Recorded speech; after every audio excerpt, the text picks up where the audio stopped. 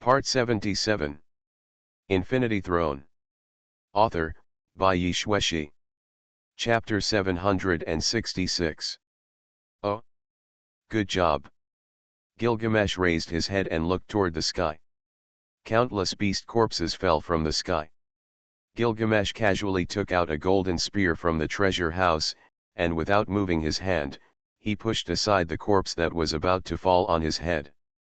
In front of him, Juno, my wife, who descended from the divine level, was strung on the lock of heaven. She lowered her head and remained motionless. Her whole body was stably strung up, and the holes were bright red and bleeding.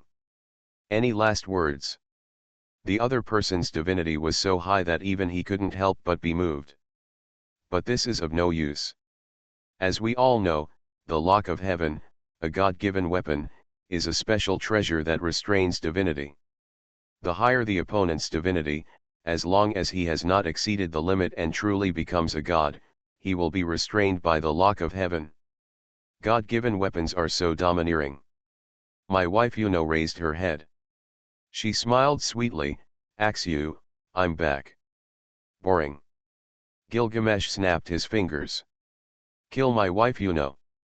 Heroic spirits, after all, cannot break through the upper limit of heroic spirits. This is also the upper limit of the Holy Grail. On the devastated land, lonely Myrian wandered unsteadily. Her expression was dull and confused.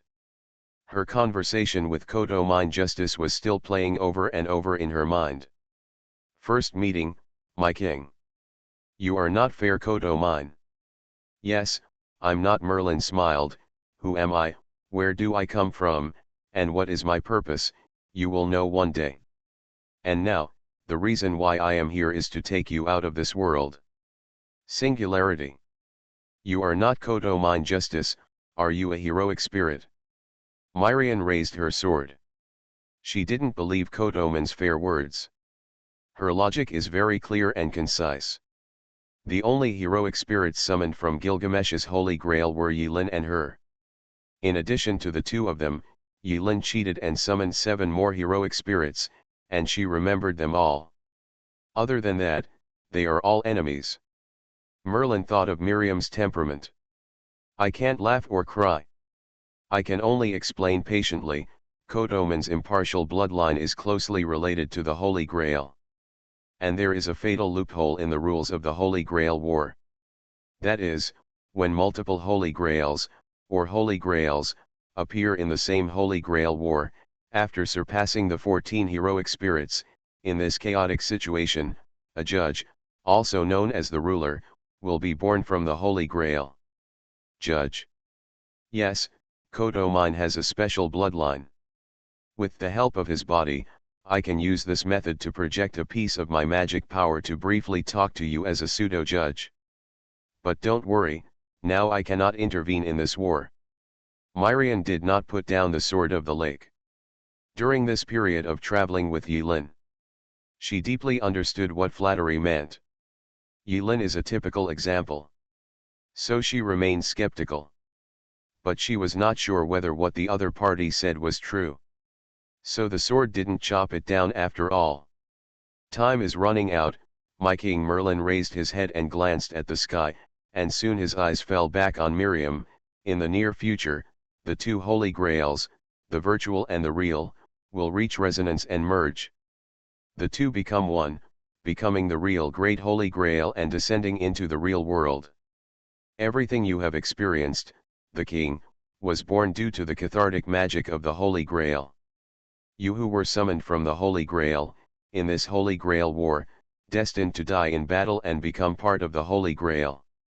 Miriam looked at each other in shock. Merlin smiled slightly. So, there is only one way to leave here. This is the only way. Any solution? When the 2 Holy Grails merge into one, concentrate all your power on one point and destroy this Holy Grail. That simple? I can. Miriam was overjoyed when she heard this. Cutting things to cause destruction? She's good at it? No, Merlin smiled and shook his head. The person who is about to destroy the Holy Grail is not you, but the man you trust. He has the ability to destroy the Holy Grail with one blow, but when the Holy Grail is attacked, it is so huge that it is unimaginable the magic flow will flow into that person's body, and no one in the world can withstand the power of the Holy Grail with his body. Then what? Miriam's hair trembled when she heard this. Respected king, Merlin fell to the ground, but the smile on his face did not diminish at all. He will die. In the end, the only person who can survive from here will be you, the noble king of knights, honey. Lean Artoria ex Pendragon, my king. There are still 7 more times to die. Yulin has the capital to make waves. But he didn't dare. With the sacrifice of each heroic spirit, victory is imminent. But Yulin always felt that it was going so smoothly that it was a bit incredible. Yes. Smoothly. Even though she was looking for a glimmer of victory in despair, Yulin still felt that it all happened too fast. Of course, there are reasons why Ruth, Supreme Mage, Aiden, and others are very powerful. But in Yulin's opinion, everything went too smoothly. This unscientific. Also unusual. He watched helplessly as Adeng launched his ultimate move. The will of knowledge behind Adeng shines brightly. Thousands of rays of light, like laser cannons, were fired at the rot monster. The body of the rot monster is a piece of meat made of rotten flesh. As the light from the will of knowledge shone on the rotten meat was immediately ignited and burst into flames. Burning carrion dripped to the ground, and the rot monster's body was shrinking crazily at a speed visible to the naked eye. Countless monsters rushed towards Adeng. At this moment, Aiden couldn't care about anything else. He was concentrating on maintaining the noble phantasm, peeling off the rotten monster's carrion armor bit by bit, as if taking off his clothes. Finally, in the center of the rotten meat, a core rolling like liquid was exposed in front of Yulin and Adeng. Come on. Adeng urged. Yulin nodded.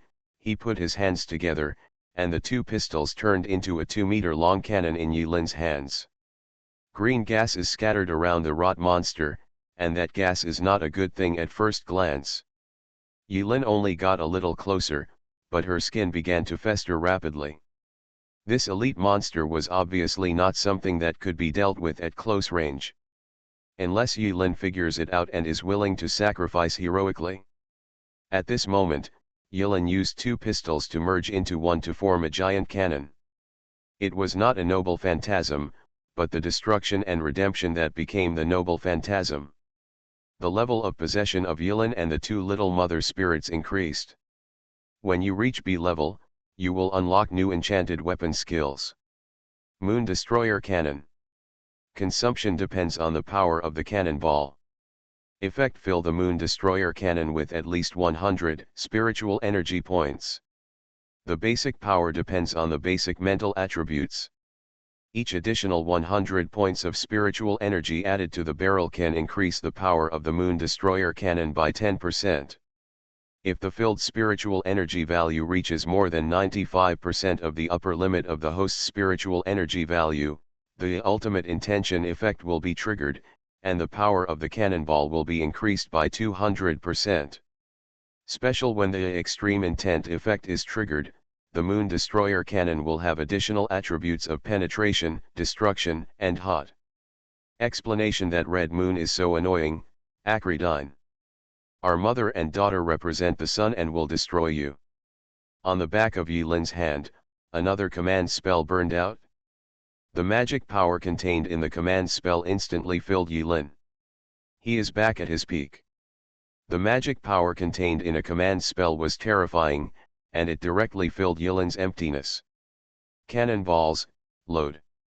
In the long and narrow hollow barrel, the barrels on both sides began to stir up special effects like electric current, converging towards the center of the barrel. Yulin's magic power followed Yulin's hands, like a breach in a dike, and madly vented into the cannonballs. His magic power, with the addition of the epic title and 5 starfruits, is fully twice that of the spiritual side of the same level. Once Yulin desperately stuffs more than 95% of the spiritual energy value, that is, magic power, into the barrel. Once the death intention effect is triggered, it will not be as simple as 1 plus 1. Even he himself was afraid of this bombardment.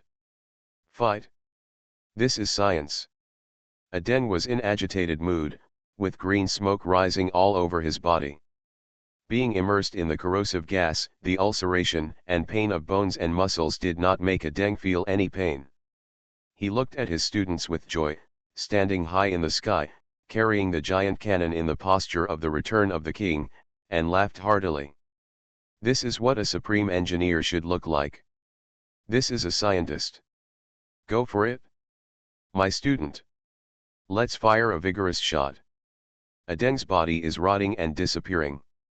But at the end of his heroic life, he still used his own eyes to look at Yulin and his most proud disciple to shoot an upright and vigorous shot. The barrel of the Moon Destroyer cannon was trembling. It seems to be too stuffed. Yulin still had a command spell as a base, so he naturally didn't panic. In order to ensure that he could kill this elite monster instantly with one blow, Yulin poured almost all his magic power into it. A rough calculation shows that the growth rate of this moon-destroying cannon will reach an unprecedented 600% or more. Boom! The moon-destroying cannon was condensed. Under Aden's control, Yulin finally completed the cannon without any worries. The black ray instantly penetrated the rot monster's core. Yulin was also blown hundreds of meters away by the terrifying recoil. After firing this shot, Yulin's eyes were spinning, and stomach acid surged in his stomach. Damn it, I'm going to vomit. For the spiritual side, spiritual energy value is fundamental. Even if he becomes a heroic spirit and his spiritual energy is turned into magic power, it is still the same. Yulin quickly burned the last command spell to refill her depleted magic power. This is already the last command seal. After forcibly withstanding this shot, the rot monster's squirming and twisted posture came to a complete halt. After the core was destroyed, the rot monster's wet body began to dry up, weather, turn into dust, and dissipate in the wind. The last elite monster is dead. The last batch of remaining monsters, with the death of the last rot monster, all looked like Teslas that had run out of power. Their movements became stiff, they twitched, and they began to fall to the ground. So far, the sky, obscured by millions of monsters, is once again clear. The bright sky and the few stars adorn the blue sky. 1. In front of my eyes, small dots were falling towards the ground. Like rain, like flowers, like snow. Following the route of Yulin's cannon fire, below, a ravine nearly 100 meters wide and bottomless almost divided the continent into two halves. In the ravine, the magma was rolling, and the residual heat caused hot steam to float out of the ravine. The moonlight on both sides of the ravine was distorted and refracted, forming a strange scene. Yulin did not dare to say whether the cannon that was described as capable of destroying the moon could really destroy the moon, but the power of this cannon was enough to shake this land and leave a scar on this land that will never heal. The power of this shot may have exceeded the shot that Hippolyta fired at the city of Uruk. If you ignore the deaths of so many people, this scene is still a bit sad. But at this moment, Yulin, who had replenished his magic power, had no time to appreciate this extraordinary beauty. He came to Aden again. At this moment, Aden's body was almost corroded into bones. With the demise of the rot monster, the damage he suffered was not reversed. We'll see you again, Yulin said to the dying Aden in an unquestionable tone. We are waiting for you. After Aden finished speaking, his smile disappeared. Death here is not the end. Aden has long been missed, and he lives in missing him. As long as Yulin does not die, Aden's will last forever. After Aden disappeared, Yulin was alone, floating in the lonely sky, muttering to herself. We won. At this moment, Yulin was alone in the vast sky. But the next second, one more person. In a flash of golden light, Gilgamesh suddenly appeared next to Yulin. Well, it's much cleaner. Gilgamesh nodded with satisfaction, as if he was no longer angry about Yilin's unauthorized change of hands. We won. Enkidu appeared behind Gilgamesh, and his handsome face was a little more tired than before. Thank you, Castor. After a night of fierce fighting, the sky has dimly lit up. It seemed like dawn was just around the corner.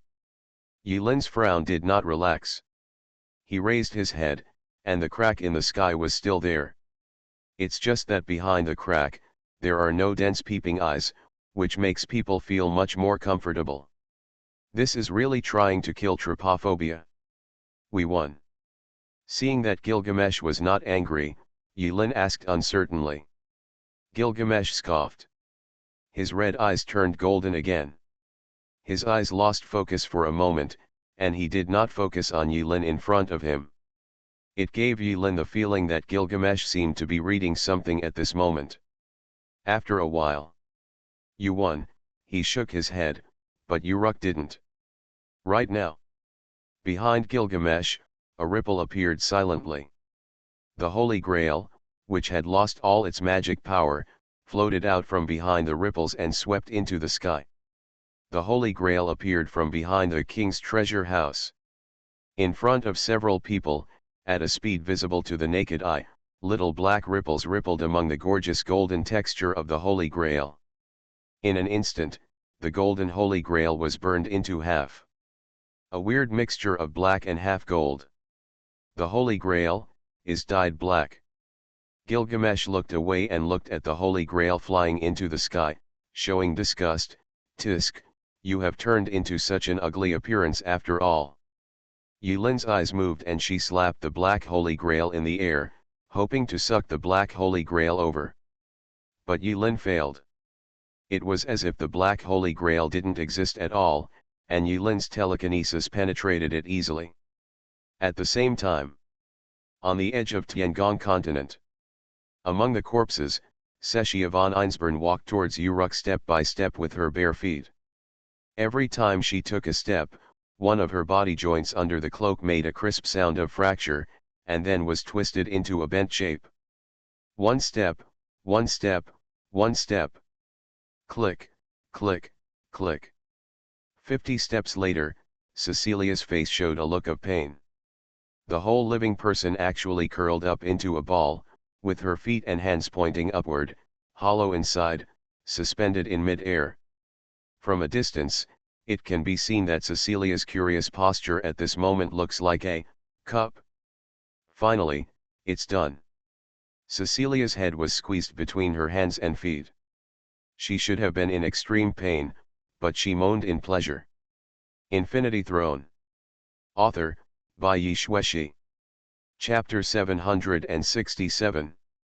Nikola Tesla deserves to be the cover star of physics. When his playing time was short, he had already guessed Seshia von Einsborn's purpose. This family is a bit strange. As a traditional magician family since ancient times, their pursuits are different from other magician families. What they have pursued through the ages is not the source or infinite magic power, but to realize the real magic, the third law, cup of heaven. Their pursuit is to realize magic itself. Similar to this, it proves that their family's pursuit is correct. In fact, the heads of the Einsborn family in the past generations did not have time to think about what to do after realizing the third method, cup of heaven magic. Conquer the world? Immortality? Invincible loneliness? Neither. For this magician family, this is no longer a matter of specific purpose, but persistence. To put it bluntly, he was a little confused.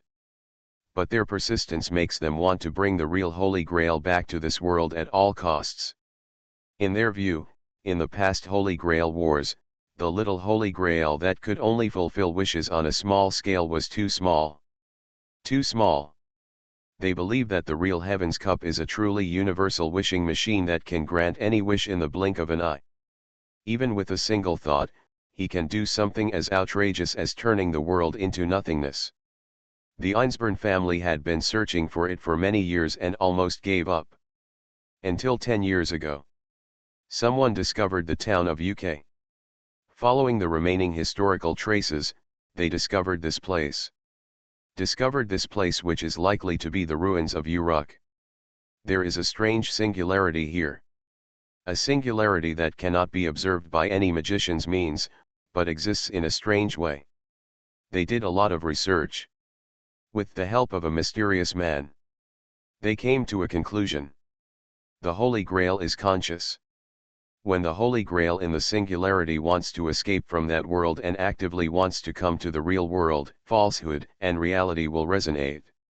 With the attraction of the real little Holy Grail, the Holy Grail existing in the illusion can be lured out. Combining the two into one, there is a very high probability that the real Heaven's Cup magic can be completed.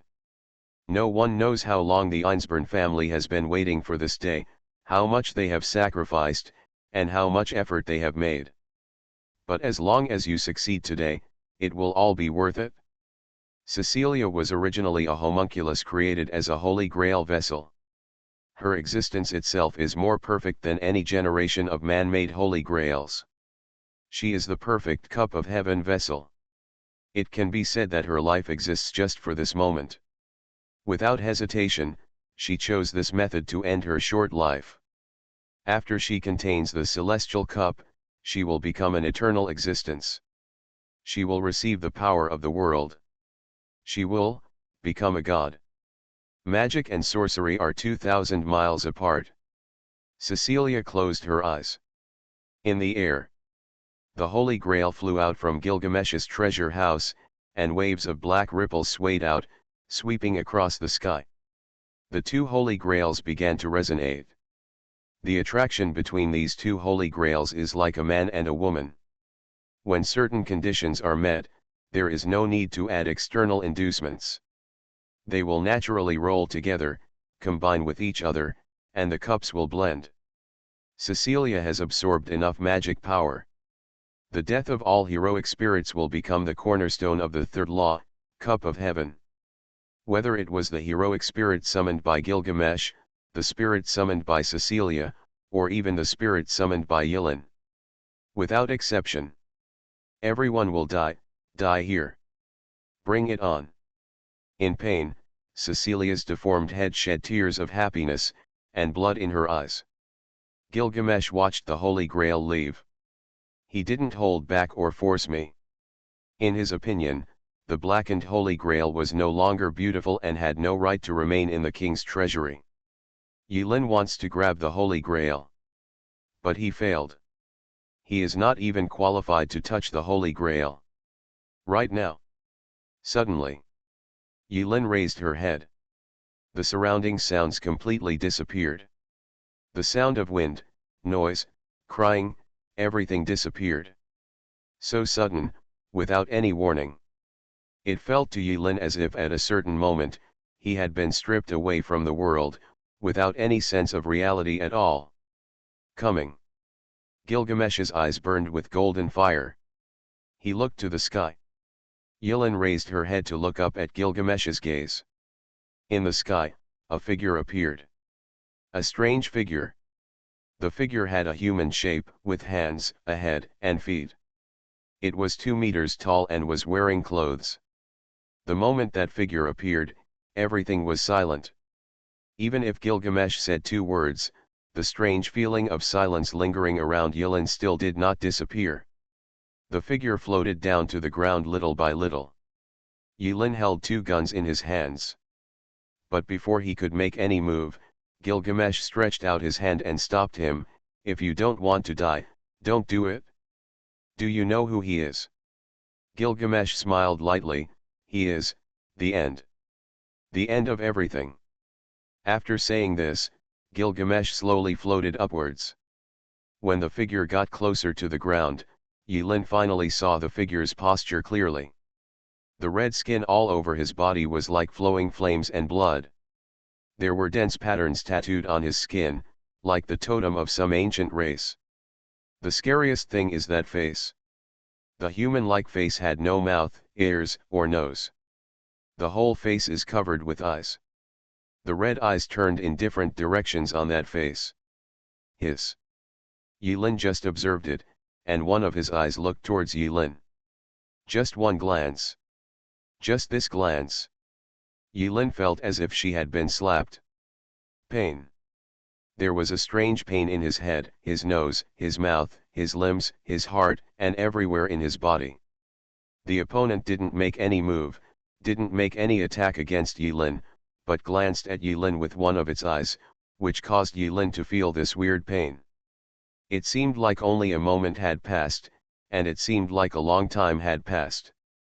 When Yilin looked away and regained consciousness, Gilgamesh had already opened the treasure house, and each piece of treasure turned into countless rays of light, and fired an indiscriminate bombardment at the compound-eyed monster that appeared in the sky. The golden light of the noble phantasm submerged the figure of the compound-eyed monster in an instant. Want to go? Yilin stayed in place. My heart began to tangle. Just now, Yilin understood. The battle between Gilgamesh and his opponent was no longer at a level that humans of his level could participate in. In the light, a strange syllable came out. It seems to be some kind of language. The compound-eyed monster made a sound. In the golden light, he stretched out a palm. The precious phantom that Gilgamesh regarded as a treasure was shattered by the opponent just once he came face to face with it. Piece by piece was broken. But Gilgamesh didn't seem to feel any pain or care, and still shot the noble phantasm into the air with an expressionless expression. Sure enough, a noble phantasm born out of human history cannot cause any harm to the opponent. In the sky, Gilgamesh raised his eyelids. His golden armor was full of cracks. His blood seeped out from the cracks. Yilin couldn't even understand how the other party caused harm to Gilgamesh. As each piece of precious phantom is shattered, Gilgamesh finally made a move. He stretched one hand into the treasure house. Right now, in the clear sky, a cloud appeared for no reason. A red cloud. In the clouds, a huge vortex rotates silently. Gilgamesh pulled out something from the treasure house bit by bit, as if he was using great force. He pulled out a stick. A stick that looks like a sword but not a sword, and looks like a knife but not a sword. Gilgamesh raised his head, his eyes blazing with fighting intent, and his voice resounded throughout the world. Corrupt God! Open your eyes and see the light of humanity. Tear the world apart with this king's deviant sword. Take it. Heaven and earth are at odds with each other, the star of creation. As Gilgamesh chants, the swirling clouds in the sky suddenly stopped. A deep crack appeared in the clouds. It was like, this sword that looked like a stick split the sky. Heaven and earth are at odds with each other and the star of creation. Grade A++ X. Type opposite noble phantasm.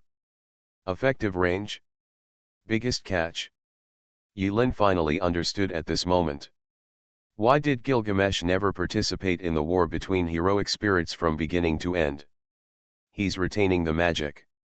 At this moment, the magic power around Gilgamesh was so strong that it was visible to the naked eye.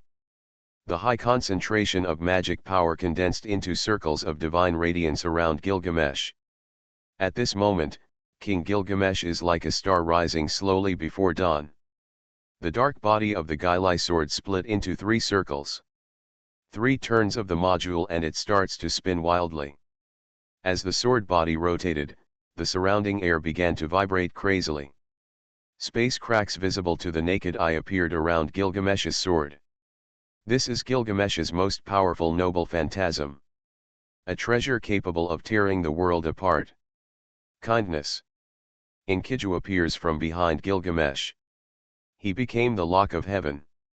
O people, wings are used to bind the gods. Enkidu turned into countless thick chains in an instant. Circles of golden chains suddenly tied the compound-eyed monster in the sky into a rice dumpling. Gilgamesh finished accumulating his strength and raised the sword of oblivion in his hand. Die! Gilgamesh swept out with his sword. The world was split in half. At the tip of the sword, a red light penetrated the sky. A straight line runs through the space. On both sides of the line, the space was torn open, and blue light spots overflowed from the cracks. 1. Yulin gritted his teeth and watched this unprecedented battle. The humanoid monster that Gilgamesh called the End suddenly revealed a trace of red light in the gap made of chains in the Zongzi. This red light is very different from the red light on Gilgamesh's deviant sword. If the red light that Gilgamesh wields is a deep red, then the red light that shines through the cracks in the heavenly locks is a bright red that is as ominous as blood. A flowing long knife split out from the shackles of the heavenly lock. This sword only took a moment to cut off the lock of heaven. The red sword light continued unabated, streaking across the sky and across the Tiangong continent. Kindness. The broken locks of the sky dimmed in light and broke into countless pieces, spreading to the earth. The invincible lock of heaven was shattered by this sword. Rumble. The light of the sword points. It crossed 1 kilometer outside the edge of Uruk city within the boundary. After a moment of silence, the ground swept by the light suddenly sank. Half of the Tiangong continent was instantly broken into square pieces and collapsed towards the ground. If Yulin is lucky enough to take a walk on the ground at this moment, then he can see a scene that he will never forget. It was not just the Tiangong continent that was split open by this sword. Even the ocean was split in half. On the ground, a tsunami hundreds of meters high submerged everything. The tsunami turned into a flood and wreaked havoc in the world. The originally devastated land was transformed into a human hell under this knife and was submerged by floods. The light emitted from the Gailai sword was silently dissipated as soon as it came into contact with the sword. Gilgamesh spat out a mouthful of blood and fell from the sky. Along with Gilgamesh, the sword was broken into several pieces. Defeated. In one confrontation, Gilgamesh was defeated. The defeat was complete and straightforward, with no cards left. Everything about him was broken, including his armor, his precious phantom, and his sword. King Gilgamesh. A silent despair surged out of Yulin's heart. Yes. This feeling is a long-lost despair. Even when facing the Knights of the Apocalypse in the past. Even if you face the dark herd of beasts on the first day. Even if Cecilia summons 7 powerful heroic spirits with the help of another Holy Grail. Even if there is a huge disparity in strength between the two sides and teammates die one after another in the Battle of Heroes. Even if the alien army launches a general attack and the sky is completely covered by the aliens. Even if one of the missing heroes dies. They have never completely dispelled Yulin's desire to survive, and they have never dampened Yulin's fighting spirit. But at this moment, the long-lost despair came to my heart. Despair. Despair. Despair. Yulin watched helplessly as Gilgamesh's bloody body fell from the sky along with the broken lily sword. His mouth was open, unable to breathe, speak, or react. At this moment, infinite despair surged into my heart. One knife, but the opponent only made one knife. This sword split open the Tiangong continent, cut off the lock of heaven, and defeated Gilgamesh. Plop. Gilgamesh fell from the sky to the earth, kicking up a cloud of dust. In its place, the ground was crumbling, turning into pieces and falling towards the ground. The blood-red figure in the sky seemed to be holding a knife made of blood. His eyes no longer even care about Gilgamesh who fell to the ground, nor Yulin who is watching the battle. Giant, will you notice the ants at your feet? Will not. At this moment, Yulin felt this way in her heart. The reason why he is still alive is not because he is flexible enough, nor because he has many life-saving skills. Just because, the other party doesn't care. Yulin felt that she was not even qualified to be trampled to death by the other party. This silent despair made Yulin feel cold all over. She fell to the ground and walked step by step towards Gilgamesh who was motionless like a corpse, unable to think. The man with compound eyes slowly raised his blood knife. His posture was so casual, as if he was playing an insignificant game. He slashed. Hiss. The bloody sword light swept across the city of Uruk. The barrier above Uruk city shattered in response to the light. This piece of land and the city were split in half by the bloody light. The long-lost feeling of weightlessness came from Yilin's feet. The heavenly palace suspended above the world is accelerating towards the ground. When Yilin approached the place where Gilgamesh fell, preparing to confirm his life or death, Gilgamesh stood up unsteadily. He looked at Yilin, who was 100 meters away, shook his head and smiled. No matter how weak the light is, it can sting the eyes of gods as long as it is gathered enough. Yilin stopped and stared blankly at Gilgamesh, whose armor was completely shattered and the pieces were peeling off. She didn't understand what he meant by saying this now. Gilgamesh looked a little disappointed at this moment. He looked around, looking at the shattered continent, the continent that was falling to the ground. After a moment of silence, Gilgamesh looked at Yilin with his golden eyes. At this moment, the sadness in his eyes disappeared, replaced by an indescribable relief. My king's light seems to be nothing more than this. Yilin was silent. In despair, Yilin didn't know what to say. He seemed to have lost the ability to speak. A little bit of golden light dust began to appear on Gilgamesh's body and dispersed in all directions. He walked towards Yilin step by step, each step faltered, as if he had exhausted all his strength. Finally, Gilgamesh came to Yilin. It seems you finally understand. Yilin didn't know what she understood. Everyone will die, but thoughts will last forever. At this time, spots of light drifted down from the sky. Blue light spots suddenly fell from the sky. It is floating in the sky in a sad and beautiful trajectory, like snow and rain. At this time, the man with compound eyes raised his blood knife, ready to strike for the third time. His first sword broke the lock of heaven, the sword of oblivion, and defeated Gilgamesh. His second sword split open the Tiangong continent, causing this land of gods to fall to the earth. Yilin couldn't imagine what this third knife would bring. Gilgamesh raised his head, his eyes blurred, and faced the blue light rain with a smile on his face. Look, she's crying. The third knife fell. But this knife only fell halfway. A white hand stood in front of the bleeding knife. A mere doll of the master, you are enough. A cold and angry voice rang out from the light rain to the whole world. You are listening to Novels at Bless Up channel. Wish you happiness and luck. Please subscribe to receive new novels.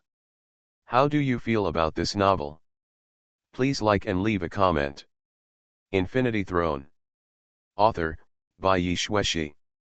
Chapter 768. A girl wearing a white dress appeared high in the sky. Yilin didn't know how she appeared. When she reacted, she had already appeared in front of the knife and easily blocked the knife. That knife tore the sky, split the sea, and shattered the continent. However, it was blocked by that hand. This is God. God, Xiao 11. Xiao. Yilin was angry and moved. You finally showed up? This long-prepared sword was easily blocked. The compound-eyed monster turned his head little by little. That posture is like that of a patient with spondylitis who has difficulty even turning his head.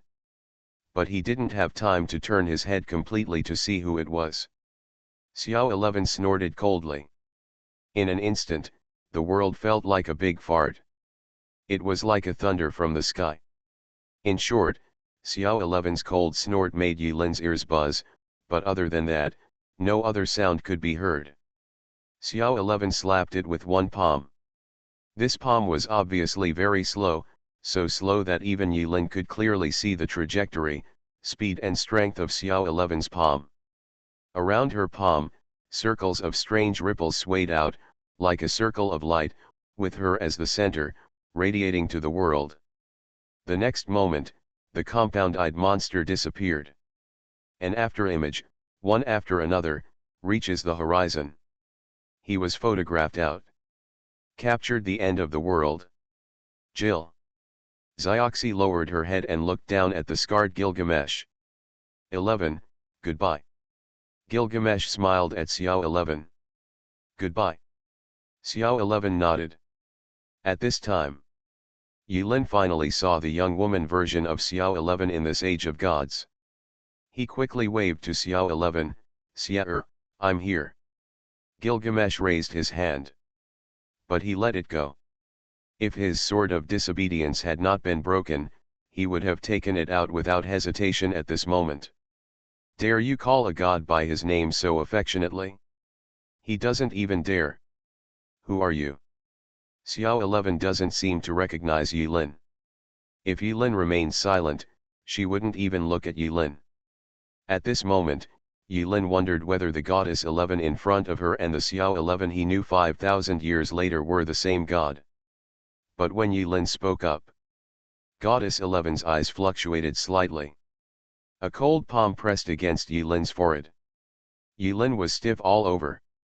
He had no idea how goddess 11 appeared in front of him. Speed. No. It's not like a physical thing. The feeling given to Yulin was more like time paused when goddess 11 moved. When goddess 11 slowly completed the displacement, time began to flow again. This feeling of a gap in cognition made Yulin feel very uncomfortable. Goddess 11 pressed her palm on Yulin's forehead. She closed her eyes and felt for a moment. It turns out that I gave 11 paradise to you. Goddess 11 opened her mouth and said something that Yulin couldn't understand. It turns out that this is the meaning of your return here. Goddess 11 sighed softly. Yulin suddenly discovered. The angry-looking Gilgamesh beside him stopped breathing, heartbeat, and all movements at some point. No. To be precise, except for him and Goddess 11, everything around him stopped. Everything is quiet. Only he and Xiao 11 were able to move around normally. What is paradise? Yulin asked. Goddess 11 pressed her fingers on Yulin's chest and said with a straight face and a serious smile, you have seen it with your own eyes. Suddenly. At this moment, Yulin's mind flashed with everything he had experienced. In a daze, Yulin had a bold guess in his mind. This made him unable to hold back and blurted out, Tower. Goddess 11 smiled, yes, this is my paradise. She, no, when did you give it to me? There are thousands of apostles, and I am not the only apostle. Goddess 11 shook her head, one day, you will understand. Yulin was speechless, you gods, don't you like to talk properly? The reason why you are here is to convey the message 5,000 years from now. It seems that I have weakened to that point 5,000 years from now. Yulin was thoughtful. He thought for a few seconds, raised his head, and looked directly at God. No, this shouldn't be. This should be an established history. My coming here is an accident. Regardless of whether I come or not, what should happen here is destined to happen happens, we wouldn't change a thing. Yes, your arrival will not change anything. But your existence itself is already within the ring. This is my choice and the world's choice. That's it. Time resumes its flow around you. Gilgamesh floated unsteadily. The Tiangong continent has fallen into the clouds and is about to fall to the earth. Everything is falling apart. In Uruk, the few hundred women and children left were praying, crying, and desperate. Everywhere smells of doom. This is the end of everyone and the end of the world. Yulin wanted to ask anything else. However, Goddess 11 stretched out a finger and gently pressed Yulin's mouth to stop him from talking nonsense. This was a short meeting. Many people may spend their whole lives imagining, speculating, and thinking about what God is. But Yulin didn't have such a chance. Because he has seen it many times. God, he is a creature that does not like to communicate in normal ways, the old riddler. You should change your name to Riddle 11. In Yulin's blink of an eye, Goddess 11 had disappeared from sight. The distant sky is covered with a brilliant aurora. The aurora is like a colorful curtain of light, slowly swinging in the sky. Yulin looked up at the light curtain in the sky. There was no one there, just a beautiful light and shadow. Gilgamesh took the initiative to explain, in the battle of gods, no one is qualified to observe it except gods, whether it is you or me. Yilin said in surprise, you mean, 11 and that, God got into a fight. That is a false god who uses the power of Lord to stop us. After saying that, Gilgamesh took a breath and flew into the air. Where you go? Yilin looked at Gilgamesh's back and couldn't help but ask. Because at this moment, he was wearing tattered golden armor, giving people the illusion that the wind is rustling and the water is cold, and a strong man will never return. It was as if, with this turn, Gilgamesh was gone. Gilgamesh paused. But he didn't turn around, didn't turn his head. Remember what you said. Which sentence? You said you would bring us victory. Gilgamesh finished. He left the spot. Only a tiny piece of land remains in the dilapidated heavenly palace. Only the ground where the city of Uruk is located remains. This piece of land is like a meteorite falling to the earth. In the sky, the figures of the two holy grails were approaching quickly. Yilin couldn't see clearly.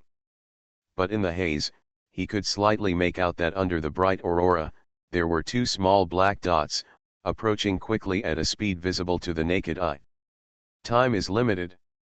Yilin took a deep breath, floated up, and quickly flew towards the place where the two holy grails were about to merge.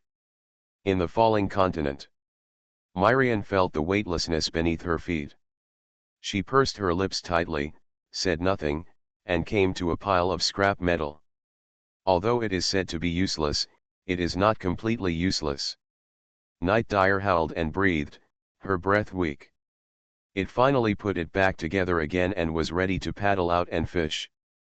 But at this moment, Miriam came up. It's Rin's mount, can you still move it? Miriam asked as she squatted beside Night Dire. I can't. Don't bother me. Isn't it okay if I just lie down in the car?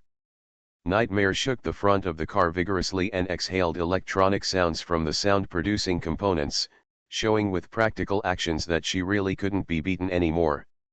Miriam slapped the front of Dire's car. She persuaded with deep words, aren't you a lonely, tenacious, and never say die Cybertronian biker? Night Dire was silent for a moment. It cannot be refuted. Who told Miriam to tell the truth? While Dire was silent, Miriam silently activated her class skills. Advanced Riding. A fresh magic power was injected into Night Dire's body. It suddenly felt like it could do it again. Yilin is flying in the sky. Whether it was the city of Uruk falling to the ground or the battle of gods in the sky, it had nothing to do with him. The outcome of these two parties has nothing to do with whether he can leave alive in the end. Actually, the master is right. Yilin had already guessed that the only way out of here was to survive. Cold. As Yilin approached the two holy grails, a familiar voice came from behind. Yilin looked back and immediately called him a good guy. Miriam rode the Dire, and the Dire's two exhaust pipes spurted out fireworks, which cut into the sky like lightning again. Clang. Miriam raised the sword of the lake high. The golden sword in the lake bloomed with bright golden light in the sky. You're here after all, Saber. Yilin looked helplessly at Miriam, who was rushing toward her. Caster, only one of us can get out of here alive. This is the Holy Grail War. Miriam's eyes were cold as she rode on Night Dire like a proud female knight. You ride on my mount and say you want to cut me. Yilin found this scene ridiculous. It agreed. Miriam patted the mount beneath her hard, but Dire dared not speak in anger. Yilin was silent. Miriam drove the Night Dire and struck Yilin with a sword. There was no killing intent in the sharp sword power. I don't know when it started, but Yilin felt that she could read Miriam's sword. Her every move, the trembling of her dull hair, are all so easy to understand. Yilin was silent. After dodging Miriam's murderous sword, Yilin watched helplessly as Miriam rode her car towards the two shadows of the Holy Grail that were about to merge in the sky. One of the Holy Grails, half gold and half black, was visually estimated to be the Holy Grail that had escaped from Gilgamesh's king's treasure house. When he noticed Miriam attacking fiercely, he actually ran away in embarrassment. Yes, embarrassed. The Holy Grail was flying well at first, but as soon as Miriam arrived, it began to move crookedly and serpentinely, flying in the opposite direction at a faster speed. This only reminded Yulin of the word embarrassing. That Holy Grail is afraid of Miriam? Why? Yulin was shocked. He couldn't figure out why. High in the sky, Miriam turned her head. She and Yulin are thousands of meters apart. At this moment, the two looked at each other again. Miriam smiled and raised her iron fist towards Yulin from afar. Yulin was stunned. This action made Yulin's head replay the words Miriam said when she fist bumped with him in the same posture last night. I swear in the name of my ancestors that in the end, I will fight with you until the last moment of my life and will never betray you. I will definitely repay your kindness in cooking. No. Yulin stared blankly at the fist covered with iron armor. He felt as if something was broken in his brain. Commonly known as breaking the defense. His defense was broken by Miriam's punch. Because of the influence of Laughing Mask, he was unable to have strong emotions. But at this moment, during this period of getting along, every image of Miriam's sword was fixed in Yulin's mind. This is not simple friendship, affection, family affection, or other ordinary emotions. But guilt. Yeah, guilty. In the end, strong emotions arise out of guilt. Yulinpin came out. It's sad.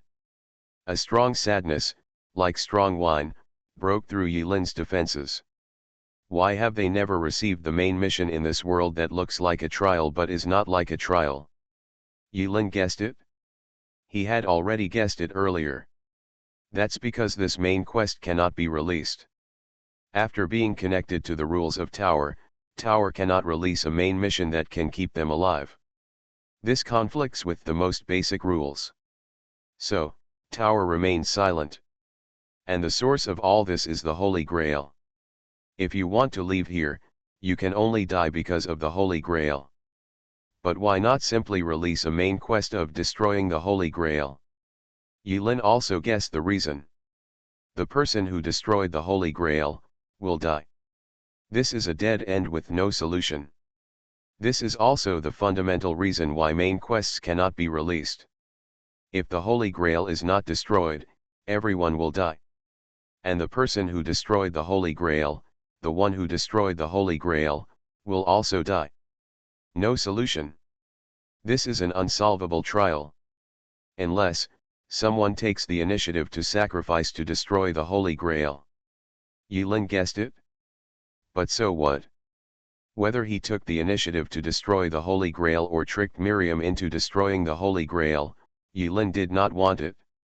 If it were someone else who had survived, Yulin would definitely have tried every means to fool him into thinking that destroying the Holy Grail was the way to go, and then he would have sacrificed himself heroically.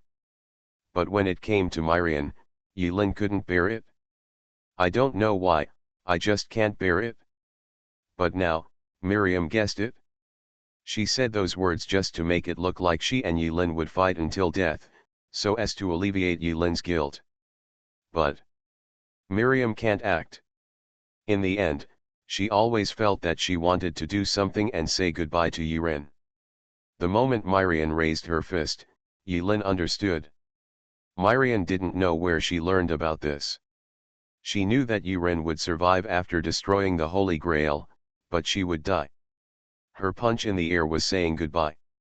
It also seems to be telling Yulin, she has fulfilled her promise.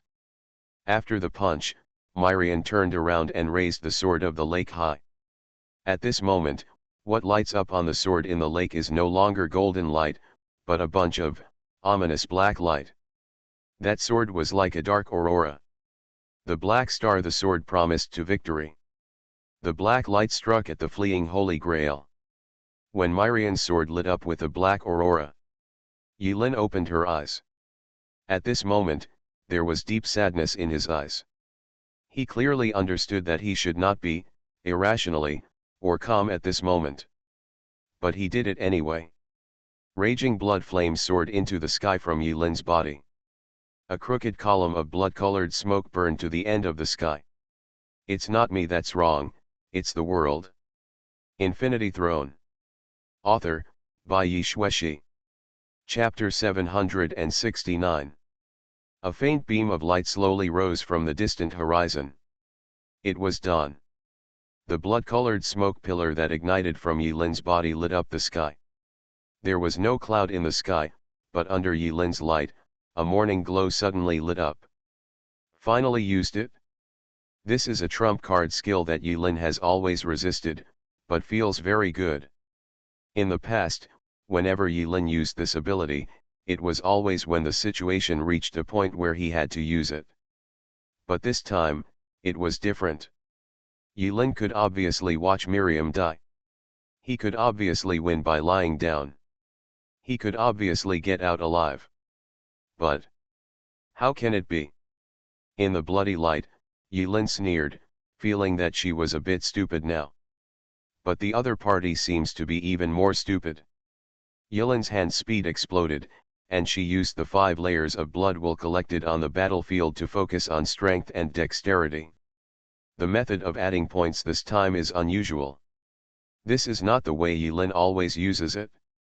In the past, Yilin always met the needs of spiritual attributes first, and then added strength and agility as appropriate. But not this time. A weak mental side may not be able to withstand the backlash of the Holy Grail. Yes, backlash. Being able to let the heroic spirit destroy the Holy Grail and take him away at the same time, Yilin only thought of the possibility of backlash. From this point of view, the Holy Grail has some kind of consciousness. It will kill anyone who tries to mess with it. Thinking body. A phantom standing tall on the sky and the earth suddenly appeared from Yilin's body. The phantom was steaming, wrapping Yilin in it. Su Ying's facial features are exactly the same as Yilin's, almost a replica of Yilin. But those eyes were white, like 2 glowing LED lights. If analytical vision is the ability that Yilin comprehends when the agility and mental attributes break the lock, then thought body is the special skill that Yilin comprehends when the strength and mental attributes break the lock at the same time. Yilin calls this type of skill second lock skill. The vast shadow, like a god, stretched out its palm and bridged the distance between him and Miriam. With the palm of his hand, the shadow overwhelmed the sky and pressed towards the other Holy Grail. Press, press, press. Pure power suppresses everything. Since Yilin can't touch the illusory Holy Grail, then he will kill the real Holy Grail. The Black Holy Grail composed of the flesh and blood of Thessia von Einsborn. Only when the 2 Holy Grails become one can the true Holy Grail be formed. As long as one of them is destroyed, the same effect will be achieved. As for the remaining backlash, Yilin decided to deal with it with perseverance. Yilin's thought body and the black aurora swung from Miriam's sword hit the 2 Holy Grails, the virtual and the real. Time seems to be frozen. Everything. All. Past. Now. Future. All came to an abrupt end. It ends at this moment. Miriam's black aurora penetrated the half-black, half-gold Holy Grail. Yilin's thought body attack landed in front of the Black Holy Grail. The 2 Holy Grails are in resonance. When Miriam shattered one of them, the other was gone as well. Yilin's attack fell into the air. This was the first formal, serious, and very serious duel between him and Miriam. How serious are you? Yilin fired his ultimate move. Miriam also fired her ultimate move. But what makes Yilin feel very ironic is that in this duel, the winner will die. Yilin remained silent as she caught Miriam falling from the air. Miriam fell into his hand, and Yilin didn't feel the slightest weight. He was like holding a lump of air or a ball of feathers, too light to be mentioned. The surface of Miriam's body was covered with bloody cracks. Her body is decomposing and disintegrating bit by bit. Yilin looked at Myrian with her eyes closed, feeling complicated, and didn't know what to say. You don't deserve it. You don't deserve it. Yilin lowered her head and said softly. Myrian opened her mouth, then smiled and shook her head. As a knight, I am willing to die for my promise. This is the honor of our ancestors. Yilin actually wanted to say, the glory of your ancestors is still in my body. But he didn't say this. It's so disgraceful. Yilin blinked. Don't be a knight in your next life. Why are you crying? It's not, Windy. At this moment, Myrian's body was so weak that she couldn't see clearly. Only hazy shadows remain. Cracks appeared in the sky. The sky is crumbling. To be precise, this singularity is disappearing. With the destruction of the Holy Grail, everything is disappearing. The sky, the ocean, the rising sun, the morning light, the earth. All in sight. Including Miriam. This proud king of knights. Miriam smiled and stretched out a little finger to Yilin with trembling fingers. Her movements were slow. It seems like a lot of effort. Little fingers moved closer to Yilin's face. Finally. The illusory finger finally reached Yilin's face. You owe me a meal. Good. Yilin nodded vigorously and agreed. The two of them flirted. Seeing that Yilin agreed so decisively, Miriam closed her eyes with satisfaction and completely disappeared in front of Yilin. After Miriam completely disappeared, Yilin looked at the empty palms. He suddenly hit his forehead hard. Boom. Boom. Boom. Boom. It's a pity that his forehead is too hard. Even in this state, the dead skin did not change at all. It is indeed a high-end equipment. Can't be smashed. Yilin felt a little uncomfortable. He should have cried loudly watching a friend die here in this manner. But, he can't. He couldn't. But the feeling of her heart being squeezed by a hand made Yilin very uncomfortable. Ah! At last. Yilin gave up the stupid idea of hammering the dead skin into pieces, raised her head high, and looked at the gorgeous aurora high in the sky. The aurora shattered, and the battle between Goddess 11 and the gods, the battle between gods that could not be spied on by mere humans, seemed to have come to an end. It's all over. It's over. In the falling Tiangong continent, Gilgamesh actually flew to the bottom of the continent. His tiny body, compared to the entire land mass, was like an ant carrying a mountain. Under Gilgamesh's power, the falling speed of Tiangong continent suddenly slowed down. Kakaka dash. Carrying a piece of land on his shoulders, Gilgamesh made a crisp sound of fractures all over his body. In the severe pain, Gilgamesh laughed loudly, and his voice echoed high in the sky. Remember the promise you made. You said you would bring us victory. Not at this moment, not now, but, in the distant future. Humanity will eventually win. In laughter. The land that fell at a high speed was like a meteorite. The friction in the air caused raging fire all around. A golden light burst out from Gilgamesh's body. He used a barrier to wrap the mountain on his back. Boom. Meteorite. Falling to the ground. Boom. Boom. Boom. If there was a sound at the end of the world, it would be loud. If the image of the world collapsing is hard to imagine, then it must be this scene. At the end, Yilin felt like an outsider. Whether it's the sky collapsing or the city of Uruk falling to the earth, everything has nothing to do with him. His body was burning with blood, and he looked at the vast blue sky, feeling like he was alone in the world. Everything in this world was so strange that he was incompatible with it. He watched everything with cold eyes, thinking about the journey. He was also thinking about why this time, he was the only one who survived. Laugh. Suddenly, everything was silent. The world stops. It is clear that the singularity is about to disappear due to the destruction of the Holy Grail, but the world frieze of the trial convention still appears. Yulin knew that he would not get any reward this time. Because the main mission did not exist from the beginning. He was equivalent to destroying the trial itself and thus escaped from the trial. In this trial, he was the equivalent of a deserter. A soldier who fled in embarrassment. Yulin sat and waited to leave. But at this moment, Yulin thought everything was over. The aurora in the sky suddenly disappeared. 4 lights and shadows of different colors fall on the 4 corners at the end of the world. Yulin was shocked. Those 4 lights and shadows condensed into 4 seats with ridiculously high backrests in the sky. The 4 seats are green, red, silver and black. There was nothing on the 4 seats, but Yulin was just watching, and he could feel an indescribable sense of oppression on the 4 seats. What happened? Yulin was about to speak. But the next second, he was surprised to find that, let alone talking, he seemed to be frozen at this moment, unable to even do a simple action like blinking.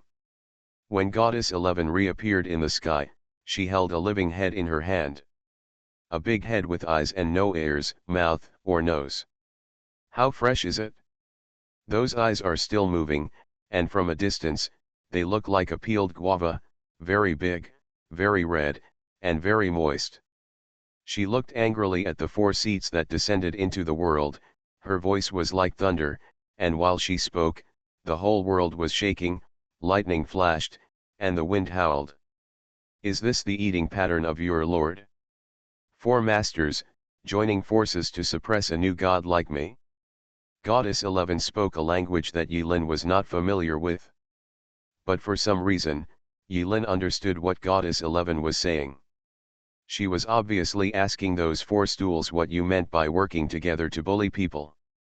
A sigh came from all 4 seats at the same time, followed by a long silence. Silence means acquiescence. Hope. Dominate. A new god.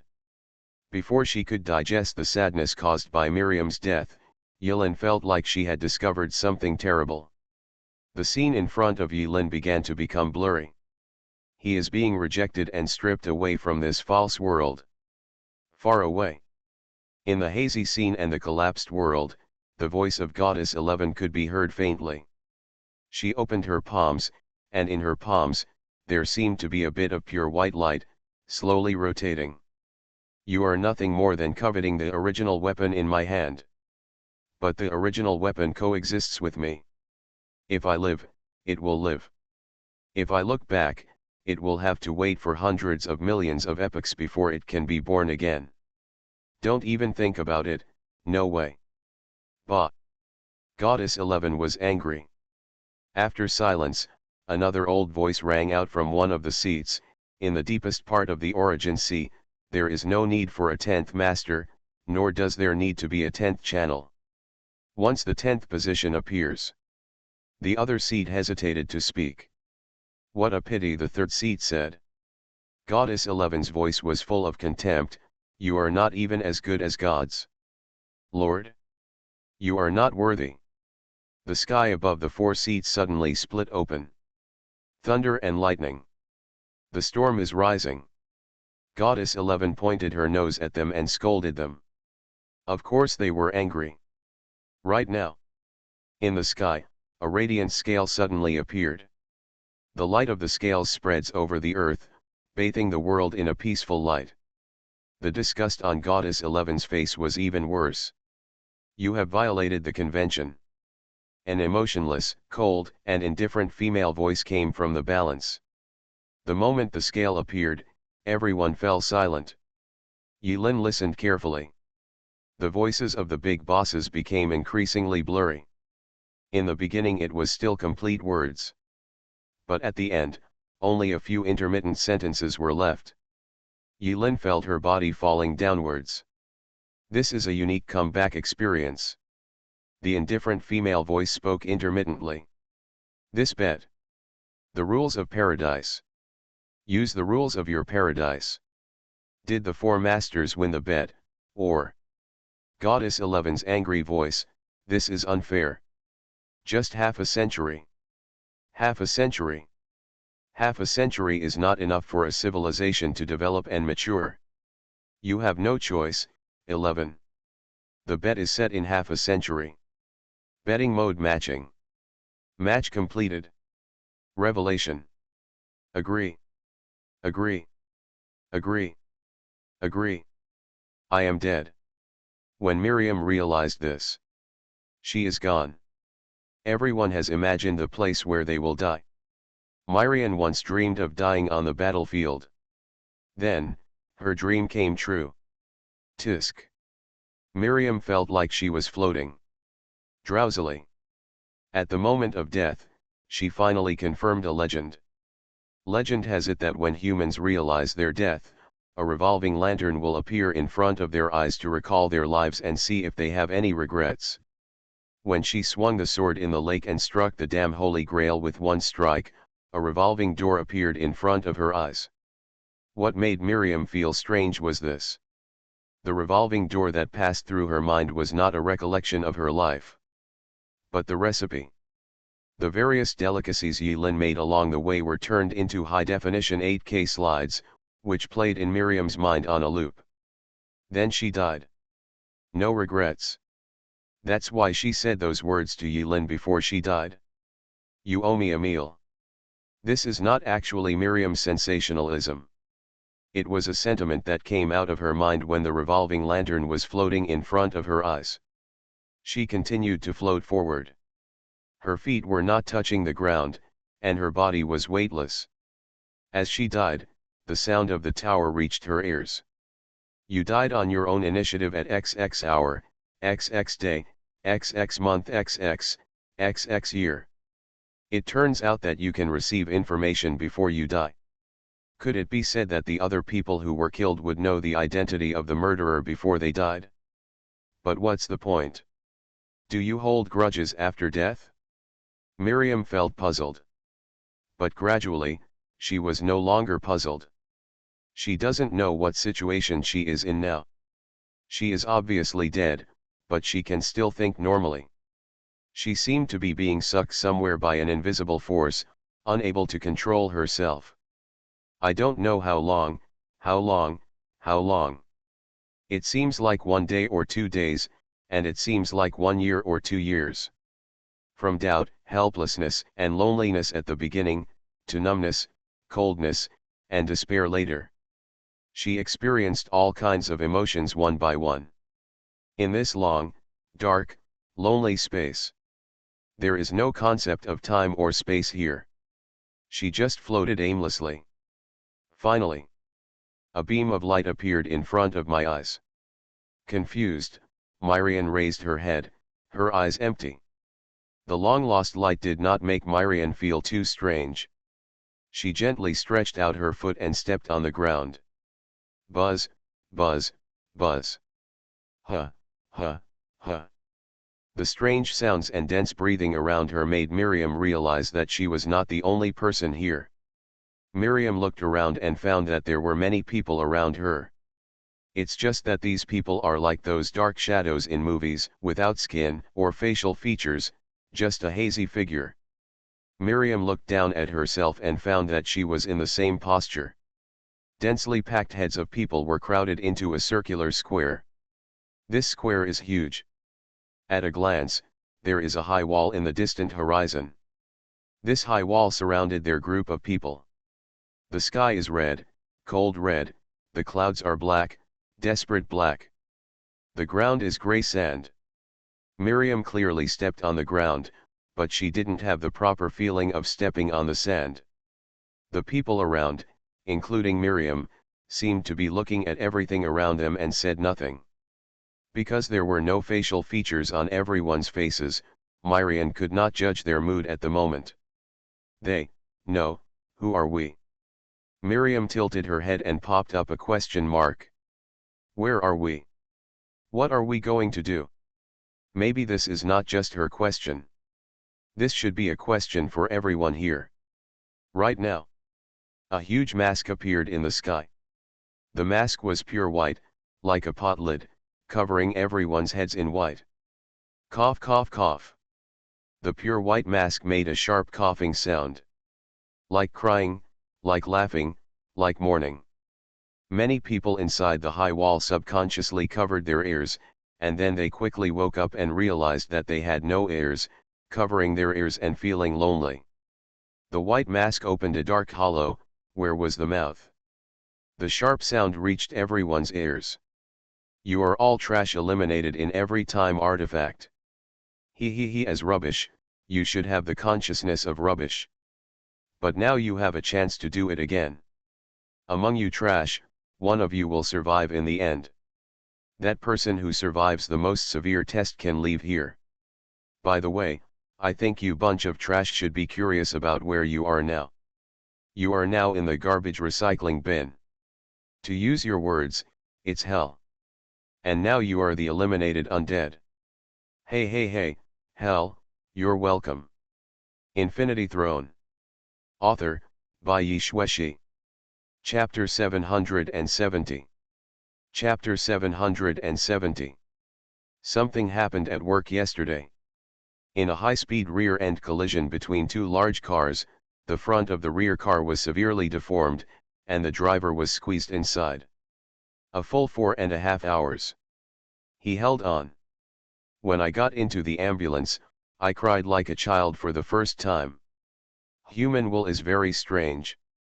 When it is strong, it is like steel, but once it collapses, it is as fragile as glass. I thought of myself. I've been very tired recently. The work was stressful and my subscriptions were getting lower and lower, and I didn't know how to keep going. You can praise me. How about going from 800 collections to more than 5,000 orders, and how about going from LV1 to LV5? But sometimes the human nervous system is very magical. Maybe one day I will collapse when I look at the background. So now I basically don't watch the background very much. Hopefully I can keep it up, hopefully. Let's talk about this volume. This volume contains one more section of Gugu Town than I expected. Leading out the mage. But this section was quite interesting, and I had just finished playing Stardew Valley, so I decided to start writing it. 101 hours. Then we kept paving and paving until we came to the outer area. The character Miriam was introduced for a reason. The identity of the Knights of the Apocalypse will be revealed in the first 2 chapters of the next volume. I suddenly remembered the Death Knight in Fire Emblem. He was very awesome at the beginning, and he was like a big boss in the middle and later stages. That's probably what it feels like. In fact, from the beginning of the narrative to the present, I have used the same method to describe the worldview. That is to use the protagonist's first perspective. The worldview projected from his perspective may not be correct. But what readers also see will be a more dramatic reversal. It's just that some old comrades with trainee plagues are more entangled. As soon as they open their mouths, they will complain about how it is in reality, and why you wrote it like this. Well, it's quite uncomfortable. Anyway, this volume is over. It's no secret that I write without an outline. Looking back, the final result of this volume is 1.6 times better than I originally expected. It's an extraordinary performance. The next 2 volumes are more critical. One volume is the story of the character Xiaorugjiu, the child's mother. The second volume connects the past and the future, connecting the past and future plots. There are no subplots in the subsequent plots, they are all main plots. Finally, please support genuine reading and protect the fragile mind of a desperate author. You are listening to Novels at Bless Up channel. Wish you happiness and luck. Please subscribe to receive new novels. How do you feel about this novel? Please like and leave a comment. Infinity Throne. Author, by Yi Xueshi. Chapter 771. It's all over. When Yi Lin left the singularity point, she felt like she was in a dream. An unreal dream. His cross-district journey started and ended in Myrian. It's like nothing has changed. This time is not a trial of trials, there is no beginning, no return, only an end. Yi Lin didn't get any promotion or any reward. It seemed that nothing had changed. But one thing Yulin knew very well was that someone stayed there forever. When Yulin opened her eyes again, everything was dark. His body was still burning with blood. The bloody light dispelled the surrounding darkness, allowing Yulin to barely distinguish that she was in an empty underground cave. Crash dash. Above the head, there is a cave with turbulent water flowing down like a waterfall. The experience in Uruk was only a few days, but so many things happened that Yulin felt as if several months had passed. He recalled that he was sucked into the singularity by a door. Yulin felt a sharp pain in her chest. There was a rusty chain on his chest, penetrating him. If it were before, he would not be able to recognize this chain. But after the battle in Uruk, Yulin took a few seconds to distinguish the faint and unique texture on the rusty chain with the help of the blood coming out of her body. He recognized it. Is it Enkidu? Yulin had no expression on her face and shattered the chain on her chest with a palm. At this moment, this chain does not contain any magic power. It seems to be just a rusty chain that makes people susceptible to tetanus. After breaking the chain, the wound on Yulin's chest healed quickly. In addition to the chains at Yulin's feet, there were 6 other chains in the darkness, extending deep into the darkness. But at the end of the chain, there was no one. Not even a body. Yulin took a deep breath. He felt a little pain in his chest. That must be the pain coming from the wound. Following the chain, Yulin came to the depths. In this empty underground cave, there was no other sound except Yulin's breathing and the sound of running water behind her. Quiet, dead, deserted. At the source of the chain, there is a skeleton. A complete skeleton. The skeleton was covered with a fine layer of powder. In the powder, there is a faint rust color, which is the weathered armor. Around the skeleton, there are green vines and moss covering the skeleton. This complete skeleton is frozen in a posture with hands raised in the air and legs deeply pressed down, as if he was carrying something on his shoulders before he died. Everywhere on the skeleton is full of cracks. This skeleton had actually been broken into pieces long ago. It was broken while he was alive. But he still maintained his intact appearance. Yulin opened her mouth and was speechless. The experiences in the singularity flashed through my mind bit by bit. After calming down, Yulin calmly sorted things out and gradually understood everything.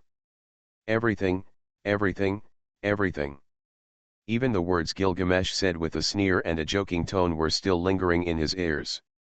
Of course I know, he's just a mere god. Humanity will eventually win. Please witness with your own eyes the future of Uruk. Our will bring a true dawn to future generations. You said you would bring us victory. Uruk, stay here forever. In silence. Yulin suddenly showed a relieved smile. Rest in peace, Gilgamesh. Yulin finished speaking. That strong and stubborn skeleton seemed to understand Yulin's words for an instant. The skeleton shook slightly and turned into vegetarian powder and sprinkled it down. Yulin struck out with a palm, and a pit opened in the ground beneath her feet. Yulin buried the handful of soil, the bone powder everywhere, and the remains of the heavenly lock into the pit. Gilgamesh was good friends with Enkidu during his lifetime. Yulin buried them together, fulfilling Gilgamesh's wish. What a tsundere! With a little bit of discernment, who wouldn't be able to see that you and Enkidu have a very good relationship? Yulin swept again and the pit closed, leaving only a lonely small mound. In front of the graves of Gilgamesh and Enkidu, the chain of heaven, Yulin complained softly. At the end, Gilgamesh took down a city with his own strength. With his human body, he withstood the falling force of the heavenly palace and protected the remaining women and children inside. This is what Gilgamesh calls fire. His actions left a precious fire for the future 5,000 years later. After 5,000 years, the human race has once again prospered. Not enough. Humanity today is not enough. Yulin murmured softly after burying Gilgamesh's bones. He finally understood who the real enemy of mankind was. He also understood what the real disaster this world was about to face was. Knights of the Apocalypse is just the beginning. Revelation does not mean the end. Just when Yulin mourned silently at the grave, there was a commotion over the cave. A group of people fell into the cave from the turbulent lake water. Among them, there are a few who are particularly high level, with magic lights shining all over their bodies, floating down. A woman with a black cat perched on her shoulder. When they came to the grave, the black cat on the woman's shoulder made a sharp cry. In addition to the woman and the black cat, there was also an acquaintance of Yulin who came to the cave together. It sounds familiar, but actually it's not that familiar. One of the lords of the clock tower, Barthmero. He is still a teenager. But the look on his face and eyes made him look senile. Except them. There are two other people who have a magical aura that is comparable to that of Bartholomew. 4 monarchs. The rest of those who came here were all wearing clean magician robes. It can be easily identified from the textures on their clothing that these magicians are of a high level. Among them, there are even several color-level magicians. Why are you still alive? The moment Barthmero saw Yulin, he clapped his hands on the wheelchair with the same surprise, his voice trembling. This is impossible. Impossible. Once the plan succeeds, everyone who enters the singularity will die. Everyone will become the nutrients of the Holy Grail, thus allowing the true Holy Grail to be born. Holy Grail, Holy Grail. This is the treasure that many magicians pursue throughout their lives. But now it's gone. If anyone can come out alive, it means the ritual has failed. SHHH. Yulin is still in the state maintained by the bloodthirsty catastrophe skill. He gently raised an index finger to his mouth. Keep your voice down, don't disturb them. After a brief shock, others reacted. They are all insiders in this plan. Even if it fails, so what? At worst, just do it again. Except for Bartholomew, everyone else can afford to wait. But Yulin's reaction made them feel a little strange. Yulin's expression didn't look like he was bluffing. Alarmed them. Who was disturbed? Who are you trying to scare? You. Next to him, there was a color-level magician who had long been unhappy with Yurin and had repeatedly glared at Yurin in the library. He also acted as a monitor. He just pointed angrily and said one word loudly, and then stopped abruptly. But the words behind it couldn't be said at all. Yulin, who was supposed to be standing in front of the grave, appeared behind the man at some unknown time. Click. Yulin easily broke his neck. It's noisy. Yulin smiled. His current attributes have all reached the level of breaking the lock. He is a magician, but once his strength and agility reach a certain level, his performance in close combat is equally frightening. You can say that. He is now on the mental side, the strength side, and even the agility side. Yurin now can be called Polygon Warrior Rin.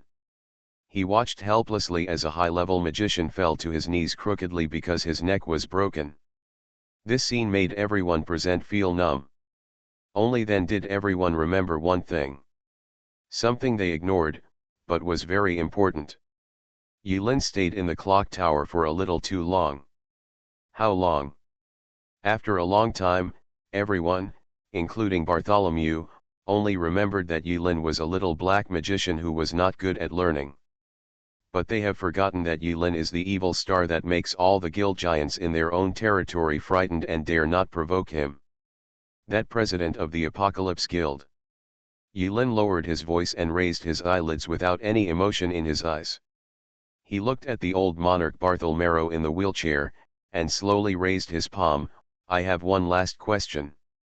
The empty-eyed monarch Bartholomew raised his head blankly, pursed his lips tightly and said nothing. Bartholomew G. Dillon, the middle name, what does the G mean? Bartholomew remained silent. Ghost. There was a fluctuation in Bartimerow's eyes. Understood. Yulin nodded indifferently, and swung his hands and wrists into square and round light arrays. The light array condensed into a long knife-shaped light and shadow in Yulin's hand. The light and shadow were dazzling, and Yulin struck out with a palm. Bartholomew and his wheelchair split into two pieces in shock. Ah! Some of the magicians witnessed this cruel scene with their own eyes. Although they are proficient in various types of magic, when it comes to cruelty, they are still far behind. The magician who grew up in the clock tower has seen too little blood and fire, sorrow, and has a fragile heart. Some people can't stand it any longer. With a shake of his hands, he fired two curse bullets at Yulin. Bye-oo-bye-bye. The two spell bullets were aimed quite accurately, but in the end they bounced off Yulin's forehead. Humans are herd creatures. Someone took action, and others suddenly realized that they couldn't sit still and wait for death. Then a strange scene appeared in the cave. A group of people shook their fingers desperately, chanted curses, and shot at Yulin randomly. But they seemed to have forgotten that in addition to the basic magic curse bullet, they also know more magic. Why did you choose the curse system? Yulin felt the dead skin on her forehead and sighed helplessly as she became more and more full. He was like a ghost, walking past magicians one after another. Their heads were first blown off from their necks, and then they flew high and fell heavily. The strange black cat was so frightened that its pupils became round, and it turned around and ran away. You shouldn't think that I haven't noticed that you are the true form of the monarch. The destruction revolver, which Yulin had long carried in her back, exploded with one shot, hitting the cat on the wall of the cave and turning it into a mass of cat-shaped flesh. The scene was a bit cruel. Get the prompt of chaos value and refresh the screen like crazy in front of Yulin. The brush went crazy. Kill. Kill. Kill. Kill. Although Yulin is not proficient in many magic tricks, he is very familiar with the tricks of magicians. Even a monarch needs certain prerequisites before launching magic. As soon as Yulin saw the opponent raise his finger, the magic seal was destroyed before he could dodge it, without giving the opponent a chance to use his ultimate move. 49 seconds later. Yulin's eyes were covered with broken corpses. Call.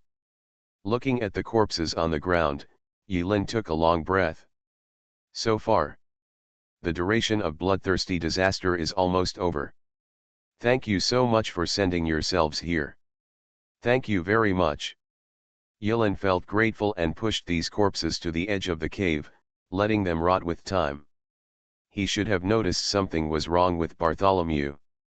Yulin had a thought called regret in her heart. But sometimes, people always have to experience it before they can understand it with hindsight, connect the cause and effect, and figure everything out. The collection of books in the clock tower introduces the deeds of many ancient families. Only there is no Einsborn family. Among the many types of magic, there is a kind of magic that is rare and has a low success rate. Soul-moving magic. This kind of magic can transfer the soul and consciousness into another body at a great cost. Sounds awesome, right? But the price is that as the number of transfers increases, the soul will gradually decay, suffering from illness all day long, and death will be countless times more miserable than normal death from old age. Lord Barthmarrow is most likely an ancestor of a certain Einsborn family. His fanatical persistence has kept him dormant to this day, planning everything. But is it really just persistence? Yulin doesn't think so. Before Bartholomew died, he did not resist at all. It seemed that the failure of the Holy Grail summoning ceremony made him despair. Yulin speculated that maybe if she didn't kill him, he wouldn't be able to live long without the Holy Grail. The death of Myrian, the destruction of Uruk, the passage of 5,000 years, and the depression caused by everything Yulin experienced in the past few days, were relieved a lot with the 49 seconds of killing. He looked back at the graves of the two of them. Yulin didn't plan to stay here for too long and was ready to leave. But right now, a sudden change occurred. When he raised his head, he suddenly discovered that the lake water falling turbulently from above his head had been tinged with a strange blood-colored glow from unknown time. A beam of light stole over the lake and waterfall overhead and projected down, giving the dark underground cave a layer of evil red. This red light, like blood, is not only extremely bright, but also has a faint chilling aura like a peerless magic weapon. Yilin was surprised and confused. That red light made him feel a sudden palpitation in his heart. Tread, tread, tread. From the darkness, the footsteps of two people came. Two figures walked out of the darkness. The sound of his footsteps is one light and one heavy, one deep and one shallow. As the two of them walked toward the silver light, their figures gradually became clearer. One of them is a blonde woman wearing a simple black dress, with an exquisite butterfly mask on her face. The other one is a man with white shawl hair and a smile on his face. The man wore an exquisite magician's robe. The style of the robe was not a uniform unique to the clock tower. He followed the woman, and the two of them seemed to regard Yilin, whose presence was overwhelming, as transparent, and walked straight towards the silver beam of light. Laugh. The moment the woman approached, the hairs all over Yilin's body stood on end. An icy chill rushed from head to foot, making Yilin feel as if she was immersed in ice water for a moment. No, to describe it more accurately, Yilin felt that the moment the woman approached, she suddenly had the illusion of walking barefoot in a mountain of swords and a sea of swords. No skin on her body was intact, and she was being bound and whipped by countless blades and steel whips. Who are you? In surprise, Yilin raised her hand. Now he has murderous intent and will not reject anyone who comes. The woman seemed unaware and took a few more steps towards the blood-colored light pillar. Well, if you have something to say, it's our first time meeting you. I'm Merlin. I'm not a bad person, oops, it's too late. The man who called himself Merlin showed a friendly smile and was about to smooth things over, but suddenly he covered his face. The blonde woman wearing a butterfly mask suddenly pulled out a sword. A completely black sword. On the sword, the dark aurora gathered silently. From drawing the sword to condensing the black aurora, the blonde woman moved quickly without any hesitation. That gesture was just like Yiren killing the magicians, it was natural and justified. Woman, a sword fell. The dark aurora instantly penetrated Yilin's chest. Infinity Throne. Author, by Yi Shueshi. Chapter 772. At the same time, Gu Tianqing snatched the precious phantom, cut through the space barrier, and escaped from the singular point. He came to a strange place. Not in Uktown anymore. He divined and planned every step of the way, cautiously, and managed to survive, and escaped back to the Tower of Death server. He didn't know exactly where he was on the map. Gu Tianqing just blindly followed the divination information and ran away in a certain direction. Run away. He always felt that something was approaching. Gu Tianqing couldn't even understand what was chasing him. But the divination results are increasingly unsatisfactory. He came to a mountain. This is a village without any characteristics. There are barren tombs on the mountain. Gu Tianqing is tired, and tired. He was sitting at the foot of the mountain, and now he had entered the Tower of Death server. The sky is filled with withered yellow leaves. The village was deserted. Gu Tianqing raised an eyebrow and silently pulled out the last set of divination cards from the deck. Draw a card. Looking at the pattern on the card, Gu Tianqing looked shocked at first, then helplessly scattered the tarot cards at her feet, leaning against a big skinny tree, and sat quietly without saying a word. He seemed to be waiting for something. In other words, waiting for someone. I do not know how long it has been. Gu Tianqing opened her eyes and looked into the distance. There, a girl appeared inexplicably. A barefoot girl. The girl was wearing a simple cotton-padded jacket. On the shoulder of the cotton-padded jacket, there is a snowflake that has not yet melted. The melted snow left wet traces on the girl's shoulders. But there was obviously no snow around. The girl walked towards Gu Tianqing step by step. Her two eyes were filled with strange light patterns, as if there were many small words flashing rapidly in the girl's eyes.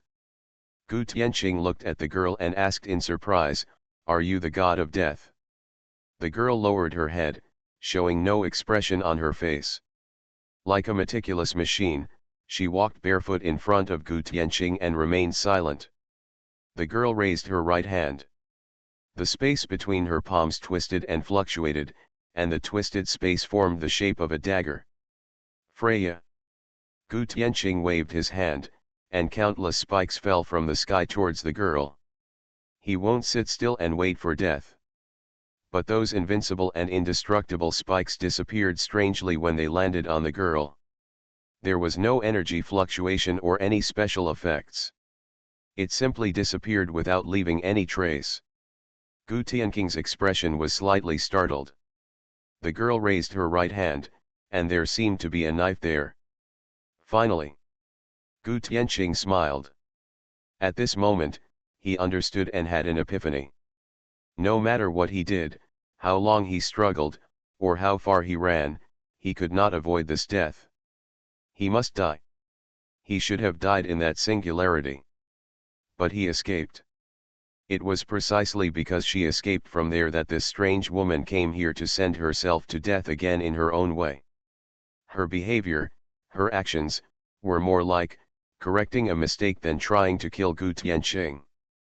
Gu Tianqing squinted her eyes and asked the girl with a smile, "I am willing to die, but before I die, can I ask a question?"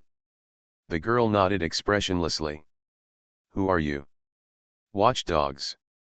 "Supervisor, very good, I understand." Gu Tianqing smiled, opened his arms, and embraced the coming death. He remembered his conversation with Yi Lin under the great engineer tower. Everyone will face death, and only death can make life complete. No matter how brilliant the fireworks are, if they don't end, we will never miss the beauty of them when they are prosperous. Right.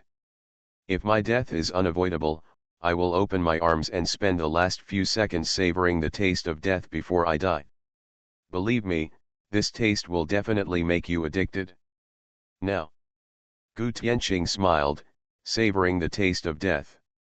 The knife in the girl's hand was inserted into Gu Tianqing's chest. The fake smile on Gu Tianqing's face seemed more sincere for the first time. Sure enough, it's really addictive. Distorted bands of light appeared out of thin air from all around. Countless light bands, like chains, wrapped tightly around Gu Tianqing's limbs and body, making him unable to move. A dark door suddenly appeared at Gu Tianqing's feet. The black door opened, and inside was an endless and deep quagmire. Countless bands of light dragged Gu Tianqing down into the black mire. During the whole process, Gu Tianqing remained silent, as if he was savoring the taste of death. It wasn't until Gu Tianqing disappeared behind the door, the black door closed and disappeared, that the girl left indifferently. She took 2 steps forward, and there was a wave in front of her. When she came back to her senses, a chill hit her. The girl was stunned for a moment, the light in her eyes completely disappeared, and her eyes were lifeless. Behind came a voice. "Sister Yi Yi? Why are you here? I've been looking for you for a long time. Why don't you wear any shoes?" Molly searched for Ling Yi Yi for a long time. Unexpectedly, she found Ling Yi Yi walking barefoot near the martial arts field and was shocked. Ling Yi Yi shook her head. A little dizzy. She couldn't remember what had just happened. Sleepwalking. She clearly remembered that she was a little sleepy and went to bed early. Why did he run out in the blink of an eye? Molly took off her fur shoes distressedly and was about to put them on Ling Yi Yi's feet. But she discovered that Ling Yi Yi was walking barefoot on the snow, and her feet were warm. On the contrary, I just stepped on it a few times, and it turned white from the cold, which made my heart feel cold. Your physique is a bit unscientific, Molly said to Ling Yi angrily and enviously. Women are most afraid of their feet getting cold. It is easy to have dysmenorrhea when you catch a cold. When I have dysmenorrhea, I get frightened easily. Molly hated menstrual cramps the most. The pain was endless and even applying hot compresses to her navel was of no use. Ling Yi's physique makes Molly extremely envious. Okay. Put it back on quickly, I'm not cold. Look at you, your feet are turning white from the cold. In order not to worry Molly, Ling Yi decided not to tell anyone about her sleepwalking. Molly watched Ling Yi hurriedly put the wool shoes on her feet. She was ready to call for help. But suddenly, she noticed something was wrong in Ling Yi's words. This made Molly freeze in place. Ah, wait a minute, no. Sister Yi, can you see it? Molly was stunned. UK town. Underground cave. Yilin's bullet was not fired after all. When the blonde woman raised her black sword high, Yilin recognized it. Although the other party is wearing an exquisite butterfly mask. But Yilin could never forget the action of raising the sword. At this moment, Yilin felt so angry. Do you think I won't be able to recognize you if you change your clothes, put on a shabby mask, dye your sword black, and pluck out your stupid hair? What a fuss! Before Yilin was hit by the sword, he thought for a moment that Myrian's sword would not cut her down. The dark aurora penetrated Yilin's chest. The terrifying energy was strangulating crazily in Yilin's body. Yilin's internal organs were destroyed to pieces in an instant. He flew out like a broken toy. A big hole was left in his chest. A large mouthful of blood spat out from Yilin's mouth. The severe pain made Yilin wake up a little. He remembered something. An important thing. Yilin once asked Miriam about that bunch of stupid hair. This is what she replied at the time. This bundle of silly hair is the ancestral glory of their Pendragon family. In severe pain, Yilin looked at Miriam's forehead repeatedly. He confirmed that the bundle of ancestral hair had been plucked out by someone unknown. Yilin's health bottomed out instantly. After the pain passed, a warmth flowed through her body, protecting Yilin's last drop of life. The power of the sword exceeded the upper limit of Yilin's own bloodline healing ability. Yilin covered the bloody hole in her chest. Just before Yilin was hit by the sword, she twisted her upper body hard to avoid the vital point. This sword was clearly the move used by Myrian to destroy the Holy Grail. The Black Star, the sword of vow to victory. She aimed at her own heart and released the curry stick. But what makes Yilin feel very ironic is that what kept me alive was Miriam's epic companion equipment, Distant Utopia. It was the power of Utopia that allowed me to survive. Why? Why? Why? Did she really want to kill him?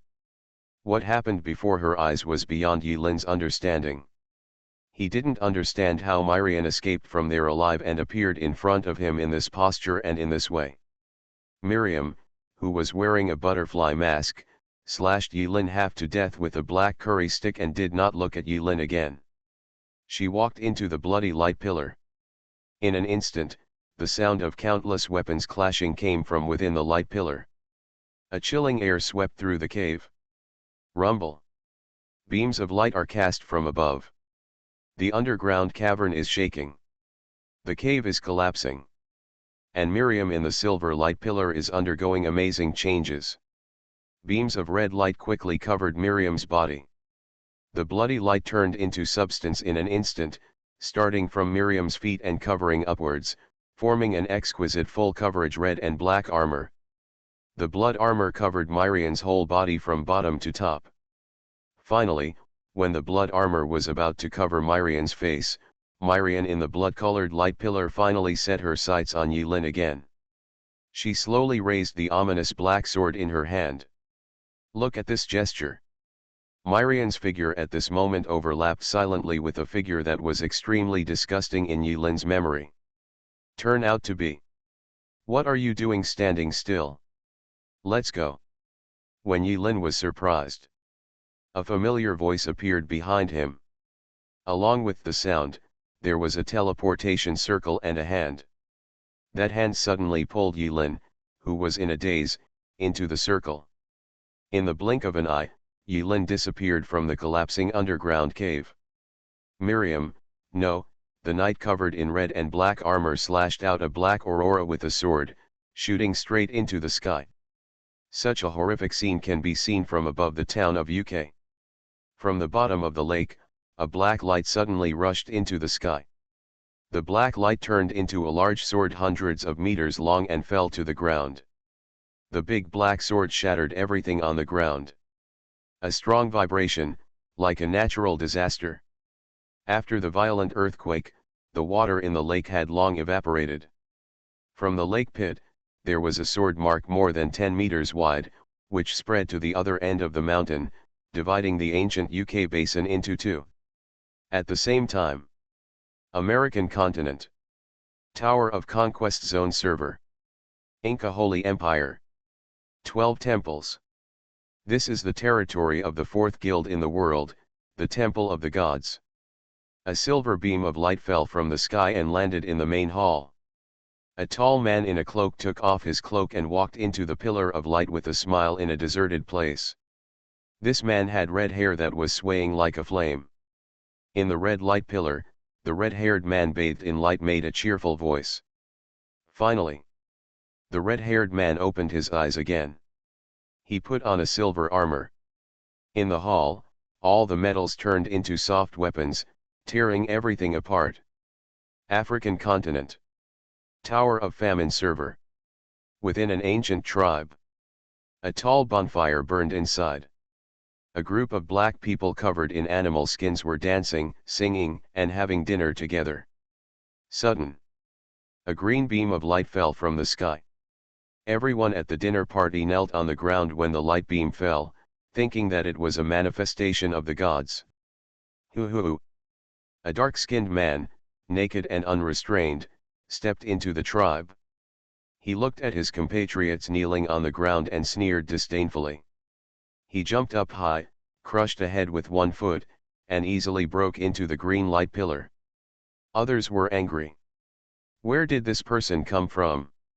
All tribesmen picked up weapons and threw various skills into the light pillar. Countless poisonous insects crawled out of the clay pots beside him, ready to drown the man who rashly entered the beam of light.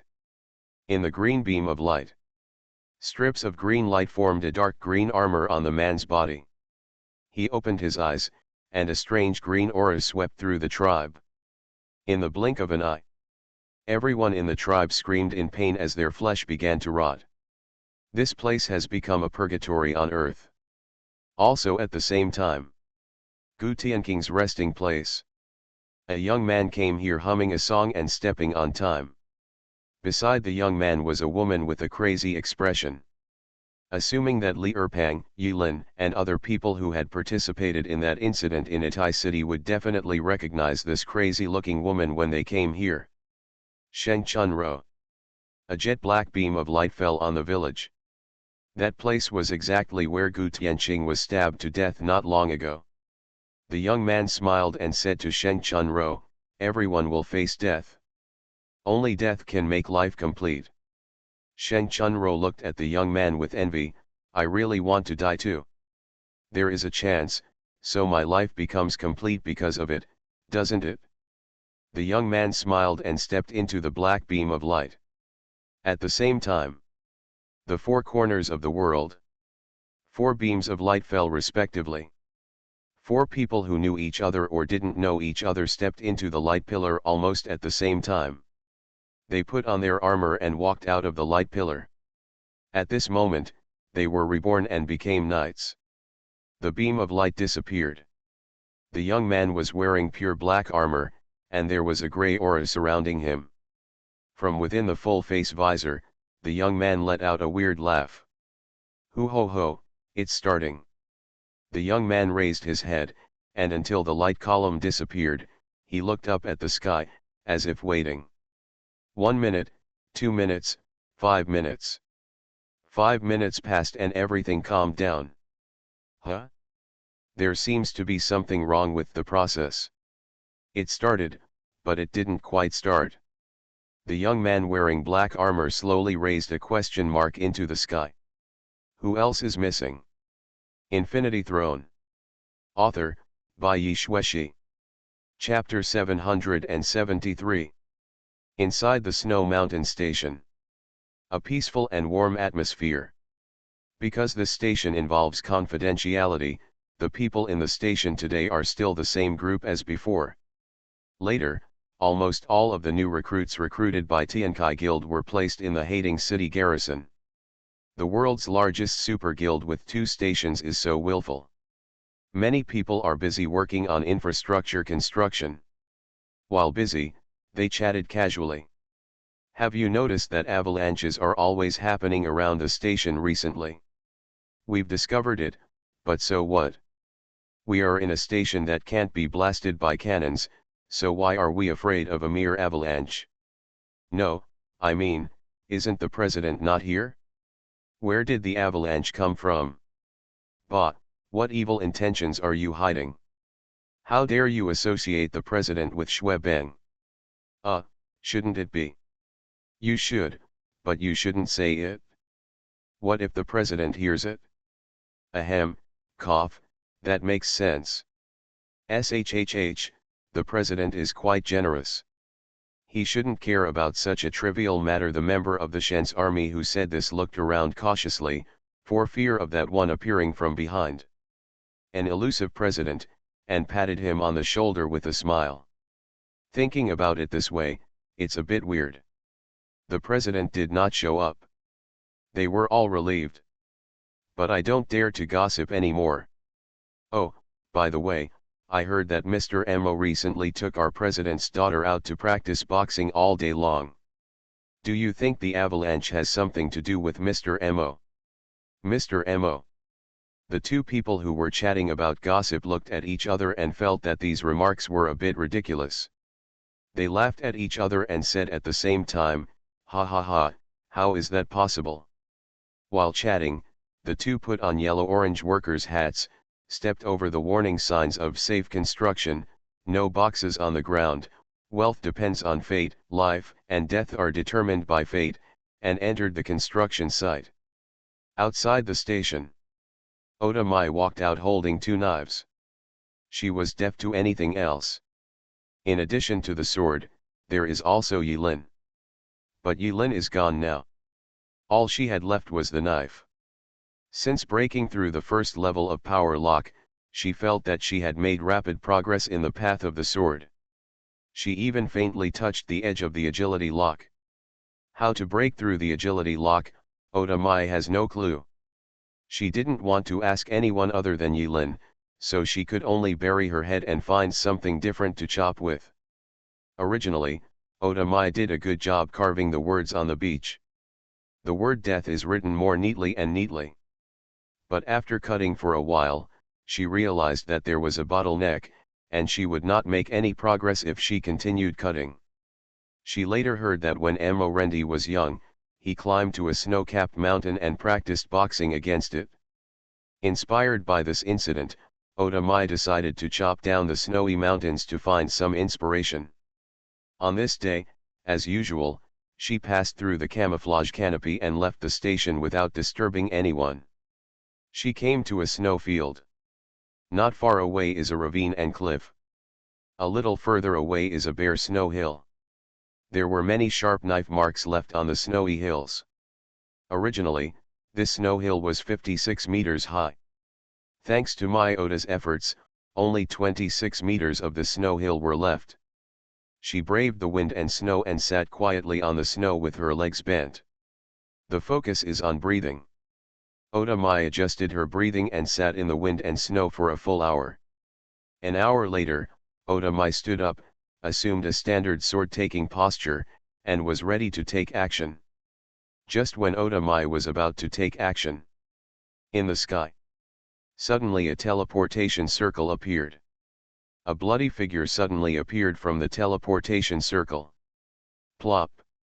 The figure fell directly in front of Oda Mai, creating a deep snow pit.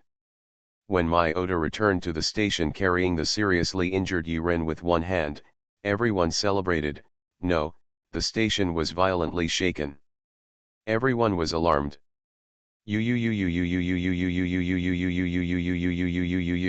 Dad. Schwerer thought Yilin was gone. She threw herself on Yiren excitedly. This caused the unconscious Yilin to spurt out another mouthful of blood. The last few elite forces, including Guze, 6 people and 1 dog, risked their lives to finally pull Schwerer away, and finally saved Yilin's life. Quick! The medical team is coming, he is very weak. Molly is not a professional doctor. But she knows a little bit. When she felt Yilin's pulse, Yilin's heart rate jumped to more than 200 beats per minute. She knew something was serious, so she quickly brought in ECG monitoring equipment and notified the medical team at the station. Snow Mountain has a small population, but although it is small, it is well equipped with all kinds of side businesses. The president is in shock. Who was the person who abused him to this extent? Several part-time medical staff wearing work clothes and worker hats quickly arrived at the scene to give Yilin injections, examinations, and medicines. Beep, beep, beep. After about half an hour of busy work on the ECG monitoring instrument, Yilin's vital signs finally stabilized. Everyone breathed a sigh of relief. During the whole process, Oda Mai stood in the corner holding the knife and said nothing. But around her, there seemed to be a terrifying murderous aura, so cold that no one dared to approach. Through the protective glass, Oda Mai stared at Yilin's pale face in the room. The silent Oda Mai slowly exhaled a breath. It's her. At the moment, he is at Yilin's bedside. Only Ling Yi and Guze were there. Ling Yi sat beside the bed and held Yilin's hand tightly. The dog was lying on the bedside, sleeping with his eyes squinted. It looks like a dog, but it is actually the most hidden bodyguard. This scene made Molly's eyes twitch and she felt a little uncomfortable. She heard Oda Mai talking to herself, and she didn't know whether it was to make herself feel better, or if she was really concerned. Molly turned around and asked, "Who?" "It's her sword." Oda Mai nodded vigorously and affirmed, "This is the sword mark left by that woman." What on earth happened? Those who stayed were all senior members of the Snow Mountain Station. They are responsible for protecting Yilin's safety. Although in the Snow Mountain Station, nothing can threaten Yilin's life. But this was the first time they saw Yilin looking so weak, so they had to panic. Molly thought of the day they fled from the capital and came here. His state is probably not a simple injury. He should have fired that move. Molly knew that Yilin had a big move. Once fired, it will injure the enemy 1,000 times and damage yourself 1,000 or 2 pieces. No one thought that Yilin would be in such a state of torment when she returned after quietly leaving the station for a month. Yilin slept for 5 days. In the past 5 days, Li Kai also heard about this matter. There's no way he doesn't know. Li Kai brought several rare-grade healing props from the warehouse and patted them on Yilin. There was a flash of light and nothing happened. At this point, everyone understands that Yilin's current situation cannot be solved by the ability of mere props. At the very least, rare-grade ones won't work. Epic-level healing props are not available in the guild warehouse. Fortunately, Yilin's condition has stabilized and she seems to be sleeping. Others can only wait. Day 6. Yilin opened her eyes. The moment I opened my eyes, everything that happened not long ago was vividly flashing before my eyes. He stood up gently and found Ling Yi sleeping soundly on the bedside, and Wang Tiandi lying on his lap in the shape of a wood, sleeping soundly. The dog's legs were numb. Yilin slapped Wang Tiandi against the glass. Pia. Wang Tiandi's whole dog stuck to the glass and slowly slid down, with a confused look on his face. Others were alerted and approached the custody room. Li Erpang came forward and asked Yilin with a wink, "Hey, what happened? How did you get beaten like this?" Yilin raised her eyelids with a calm expression and glanced at Li Erpang. Standing behind Li Erpang, Suziasu, who didn't have time to stop Li Erpang's arrogant words, stretched out her palm, pressed it on Li Erpang's forehead, lifted it up, and said with an apologetic look, "I'm sorry, I didn't discipline you well." It made the president laugh. Yilin nodded, "It's okay, don't beat him to death." Su Jingjing blinked at the side and interjected, "Sister Su, I have a poison package in my room that is designed to make people die but not die." Li Erpang's head was held tightly, and he screamed in agony. "Okay," Suzayasu nodded. Li Erpang, who had prepared a lot of saucy words to celebrate Yilin's resurrection with full blood, was taken away. Yilin finally woke up. Molly and the others, who were worried about these days, finally breathed a sigh of relief. Yilin is the backbone of the station and the entire Tiankai Guild. He can't fall down. For Molly, an outsider, Yilin took off the electrode pads on her body, smiled and said a few words of relief, without explaining much. Yilin walked outside the door and saw Oda Mai holding a knife and leaning against the wall not far away. She knew that Yilin was awake, and with this posture, she was obviously waiting for Yilin to come out. When she saw Yilin, Oda Mai, who was holding the knife and closing her eyes to rest, slowly opened her eyes, drew her energy into a straight line, and said, "Let's go."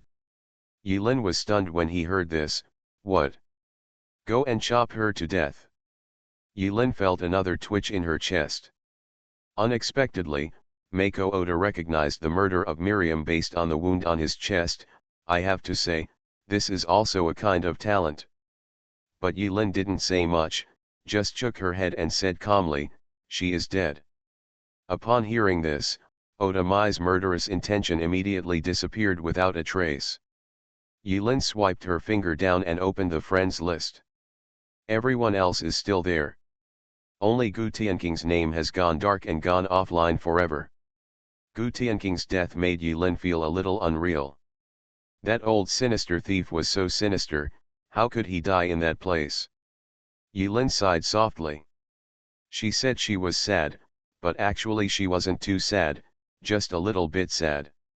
So many things happened during this cross-district trip. Yilin closed her eyes and remembered everything that happened in the underground cave of UK Town. Merlin. Miriam after pulling out her hair. Silver light beam. Armor. That's it? Myrian is the war knight? Everything is explained. She died, returned from hell through some means, and came back to the world as a war knight. In other words, the Knights of the Apocalypse have arrived. Yilin's expression became solemn, and she flew up and arrived outside the station. The sky is still sunny at this moment, with light snow falling. Why? Yilin remembered that in his memory, the beginning of everything started from the sky. That day, the world suddenly entered eternal night, and there was no longer daylight. In his memory, there was no so-called Apostle Forum at that time, and the information was not well informed. No one knew where the Knights of the Apocalypse came from or when they appeared. When the eternal night falls and the four powerful Knights of the Apocalypse spread disaster in the world has long been torn apart and devastated. But now, Miriam has cut herself off as a war knight, but why has the eternal night in her memory not arrived yet? What went wrong? Yilin returned to the iceberg secret room, temporarily leaving the faint sadness in his heart behind, relating his experiences one by one, and thinking about the reasons. This world has given birth to countless time artifacts, but in the end, all artifacts lead to the same end. There is only one way, the only way, to bring this world to the second ending. Yilin's mind kept echoing what Xiao 11 said when she first established the station and entered the mental state. Swinging and swinging, swinging over and over again, until finally, only that finger remained in Yilin's thoughts. This posture looked familiar to him. Xiao 11 obviously copied the mage's signature moves. Hateful. As a god, how can you plagiarize? Yilin rubbed the center of her eyebrows vigorously. This sitting made me sit from day to night. And from night to dawn. Day and night, Yilin was meditating. It wasn't until Schwer broke the ice wall with a punch and broke into the iceberg's secret room that Yilin was forced to walk out of the secret room. "Dad, Grandpa Mo taught me boxing." Schwer shook her fist in front of Yilin with a sweet voice. Yilin thought of the power of that fist, her eyebrows twitched, and after a few words of coaxing, she finally let Schwer play a dogfighting game with Guzi. In fact, this is very good. It can not only cultivate the relationship between people and dogs, but also gradually improve Wang Tiandi's ability to resist attacks, killing two birds with one stone. Yilin left the iceberg's secret room and walked on the road. The elite members in the station greeted Yilin one after another. This is the president of Shenlong who has never been seen before. As the living symbol of Tiankai Guild, and Yilin has no heirs, he is quite popular. While walking on the road, Yilin opened the communication panel and sent several messages to Li Kai. After a while, Li Kai hurriedly answered the voice call, not even bothering to type. Yilin smiled and answered the call. "Guild President, the highest level of security. When did our guild have measures at this level of security?" Li Kai asked. Yilin replied, "It will happen from now on, mainly on your side, please be careful." Li Kai, who was keen, sensed something amiss and asked tentatively, as expected, "President, is something big going to happen?" "Really?" Yilin was slightly startled. He noticed something wrong in Li Kai's wording. Seeing that Yilin was silent and not talking, Li Kai took the initiative to report to Yilin about Gu Xinan's crazy break into the station not long ago. Gu Xinan. Yilin dug this unfamiliar name out of his memory. He frowned and said, "Wait for me to come over." After saying that, Yilin ended the call and arrived at Hating City as quickly as possible. Li Kai started to greet him in front of the tower gate with a cup of hot tea. In addition to Li Kai, many enthusiastic members gathered outside and whispered to each other. The moment he landed, Yilin's face turned dark. "This battle is a bit strange. Ahem, ahem, many members want to see the president's style with their own eyes." Li Kai squinted his eyes hard and walked towards Yilin while suppressing a smile.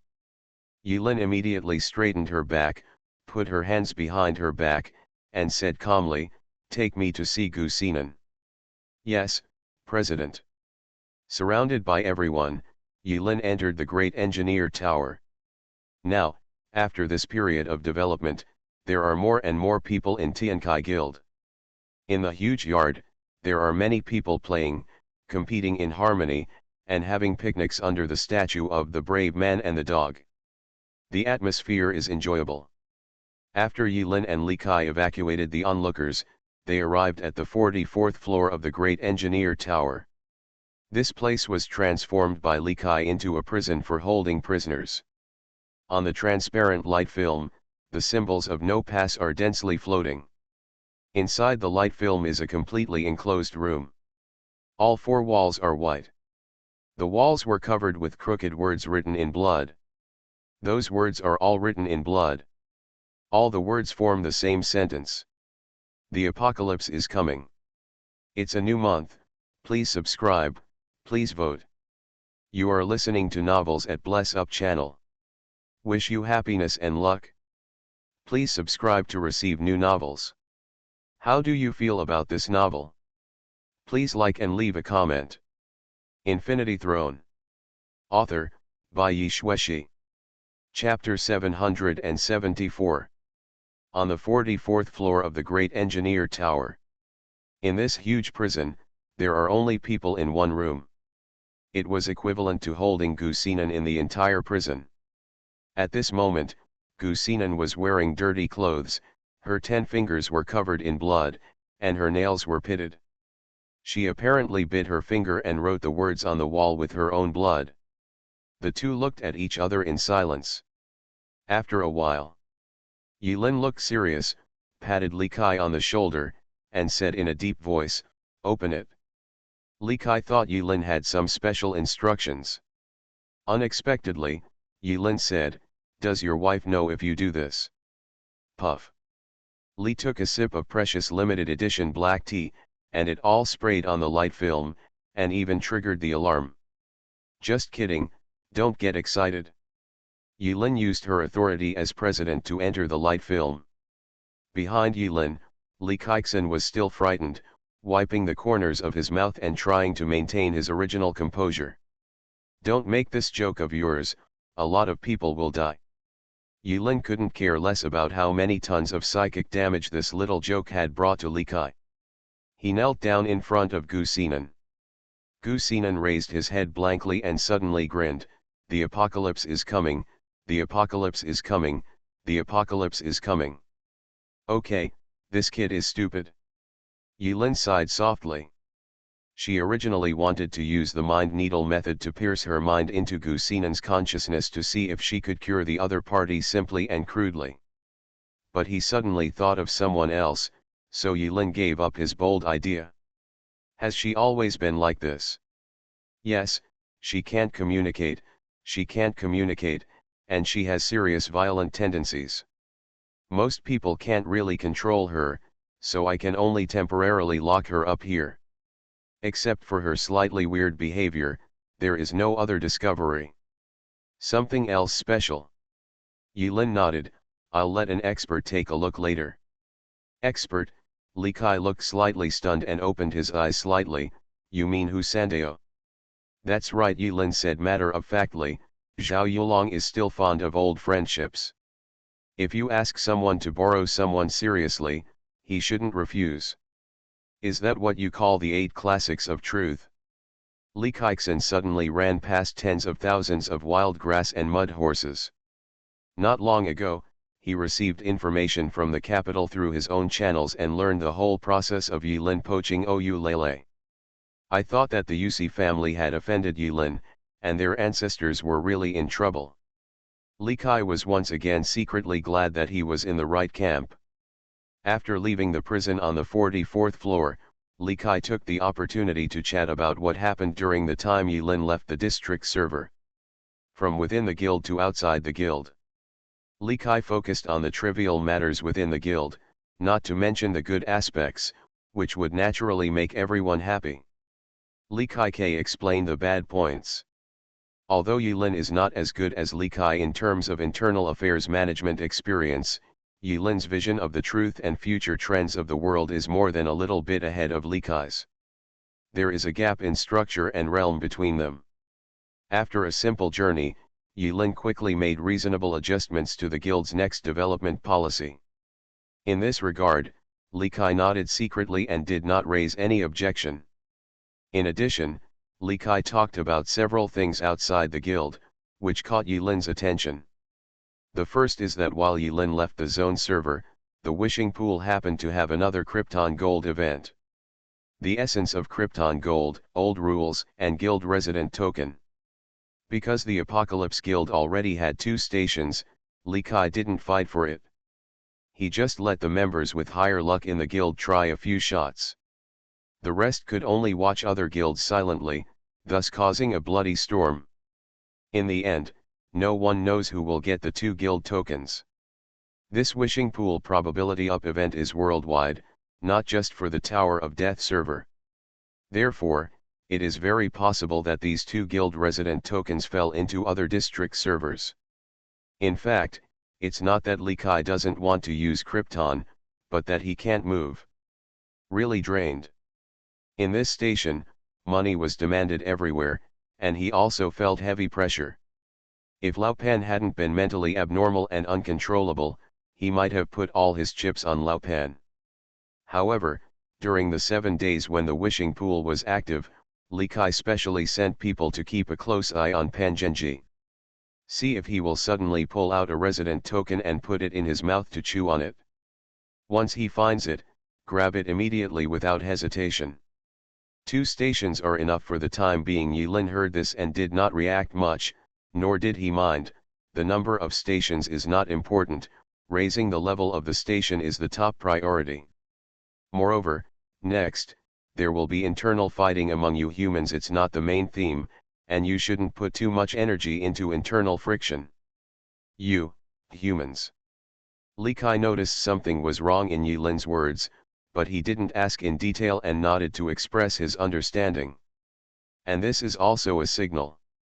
In the future, more and more guild resident tokens will be released from the wishing pool. We should take this opportunity to recruit more elites, train new people, engage in team building, and enhance the cohesion of the guild.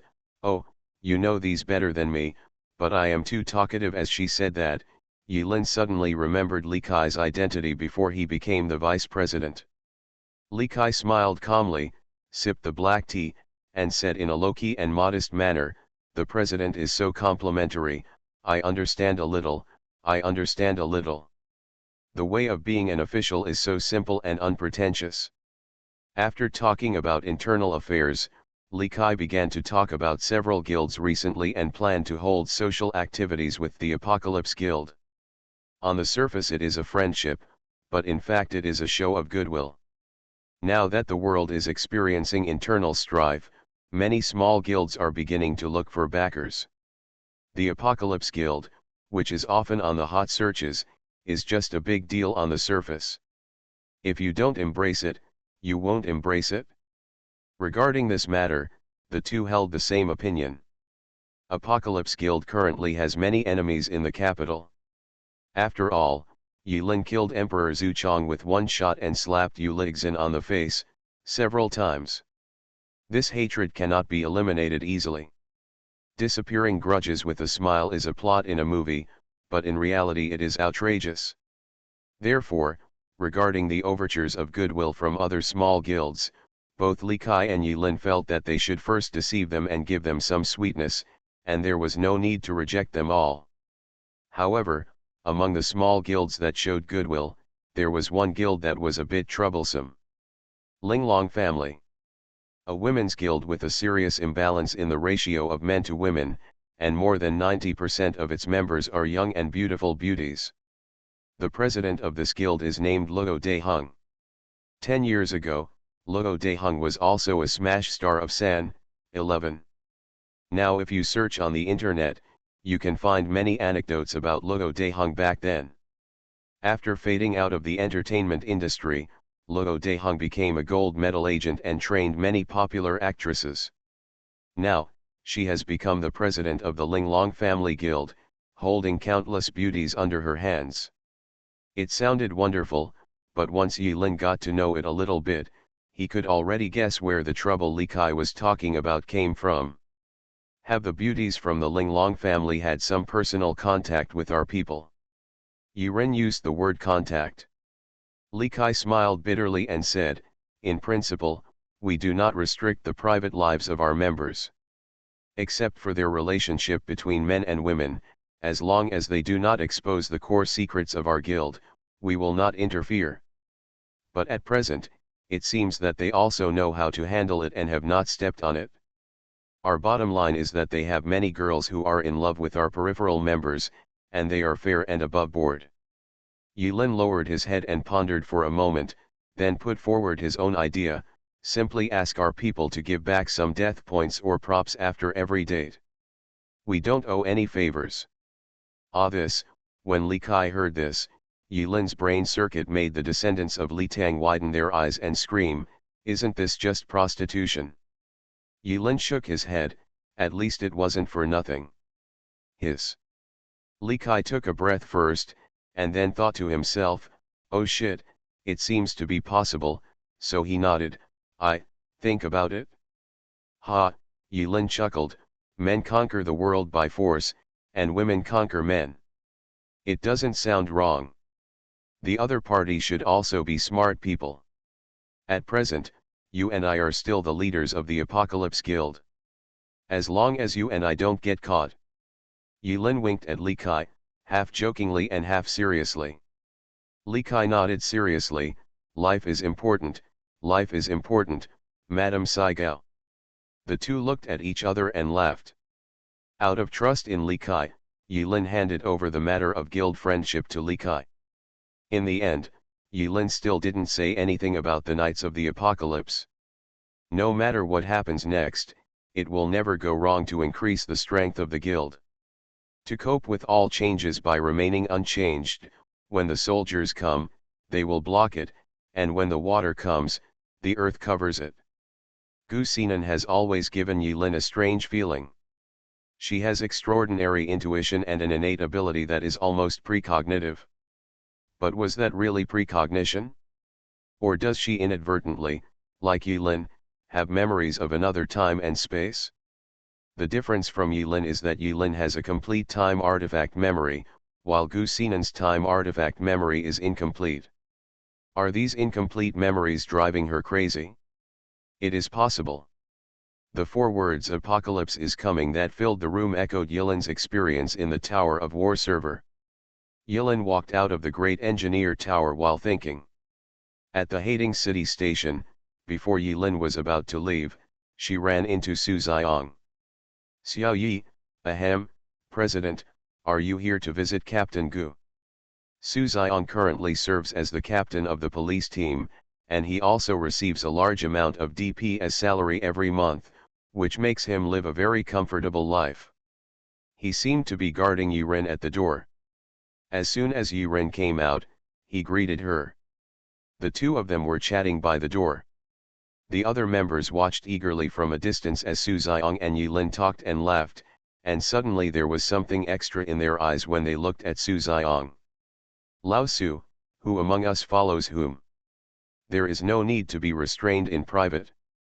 Yilin looked around and immediately understood Su Xiong's situation here. She smiled and patted Su Xiong's shoulder, giving the others a sense of déjà vu as if old friends were having a private tryst. He, I won't be polite, Lao Su." Lao Su threw a piece of chewing gum into his mouth, chewing it, and asked about Gu Xinan's situation. Yilin briefly explained it without going into too much detail. After a brief chat, Su Xiong came closer and asked about Su Jingjing. "My Jingjing, how are you doing there?" Yilin was stunned and thought to herself, "Do you still need to ask me if your daughter is doing well? Just send a message or call directly." After a moment of silence, Yilin opened her eyes wide and said honestly, "It's pretty good. Just stay alive, it should be fine." "Really?"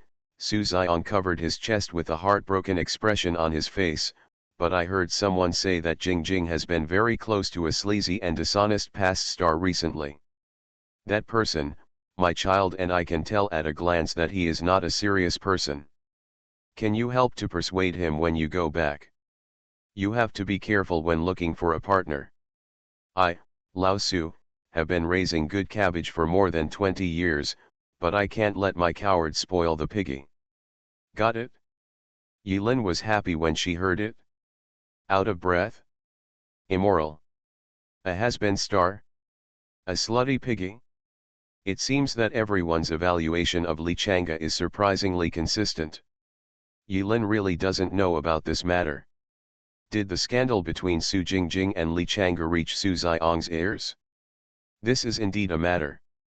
As the president, Yilin has the obligation to take care of the physical and mental health and integrity of senior members. So Yilin agreed, "I'll go back and take a closer look." Su Xiong got Yilin's answer and left with satisfaction. Yilin watched Su Xiong leave happily and return to his post, bragging and spanking with other guards, and she felt a little bit of unreal illusion in her heart. In this world, everyone is in their own place and living hard. But once disaster strikes, how many of these people will be left in the end? Yilin closed her eyes, thinking of the blackened Myrian, no, the sword of the war knight, and still felt lingering fear in her heart. Call. In the setting sun. Yilin raised his hands, and a teleportation circle came down from above and took him away.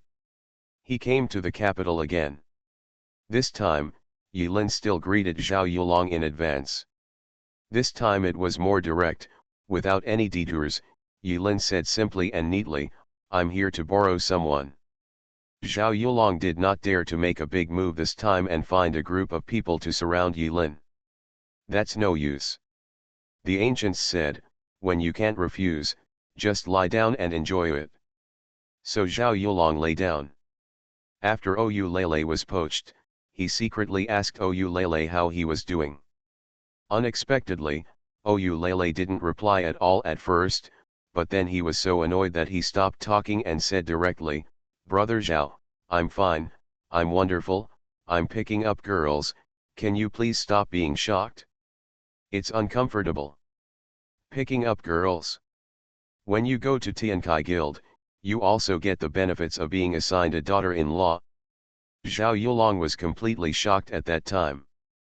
The two met again in a harmonious and warm atmosphere. Zhao Yulong frowned and smiled bitterly, "Whoever you want to poach this time, I beg you to solve it at once. If you dig over and over like this, no one can bear this kind of torment."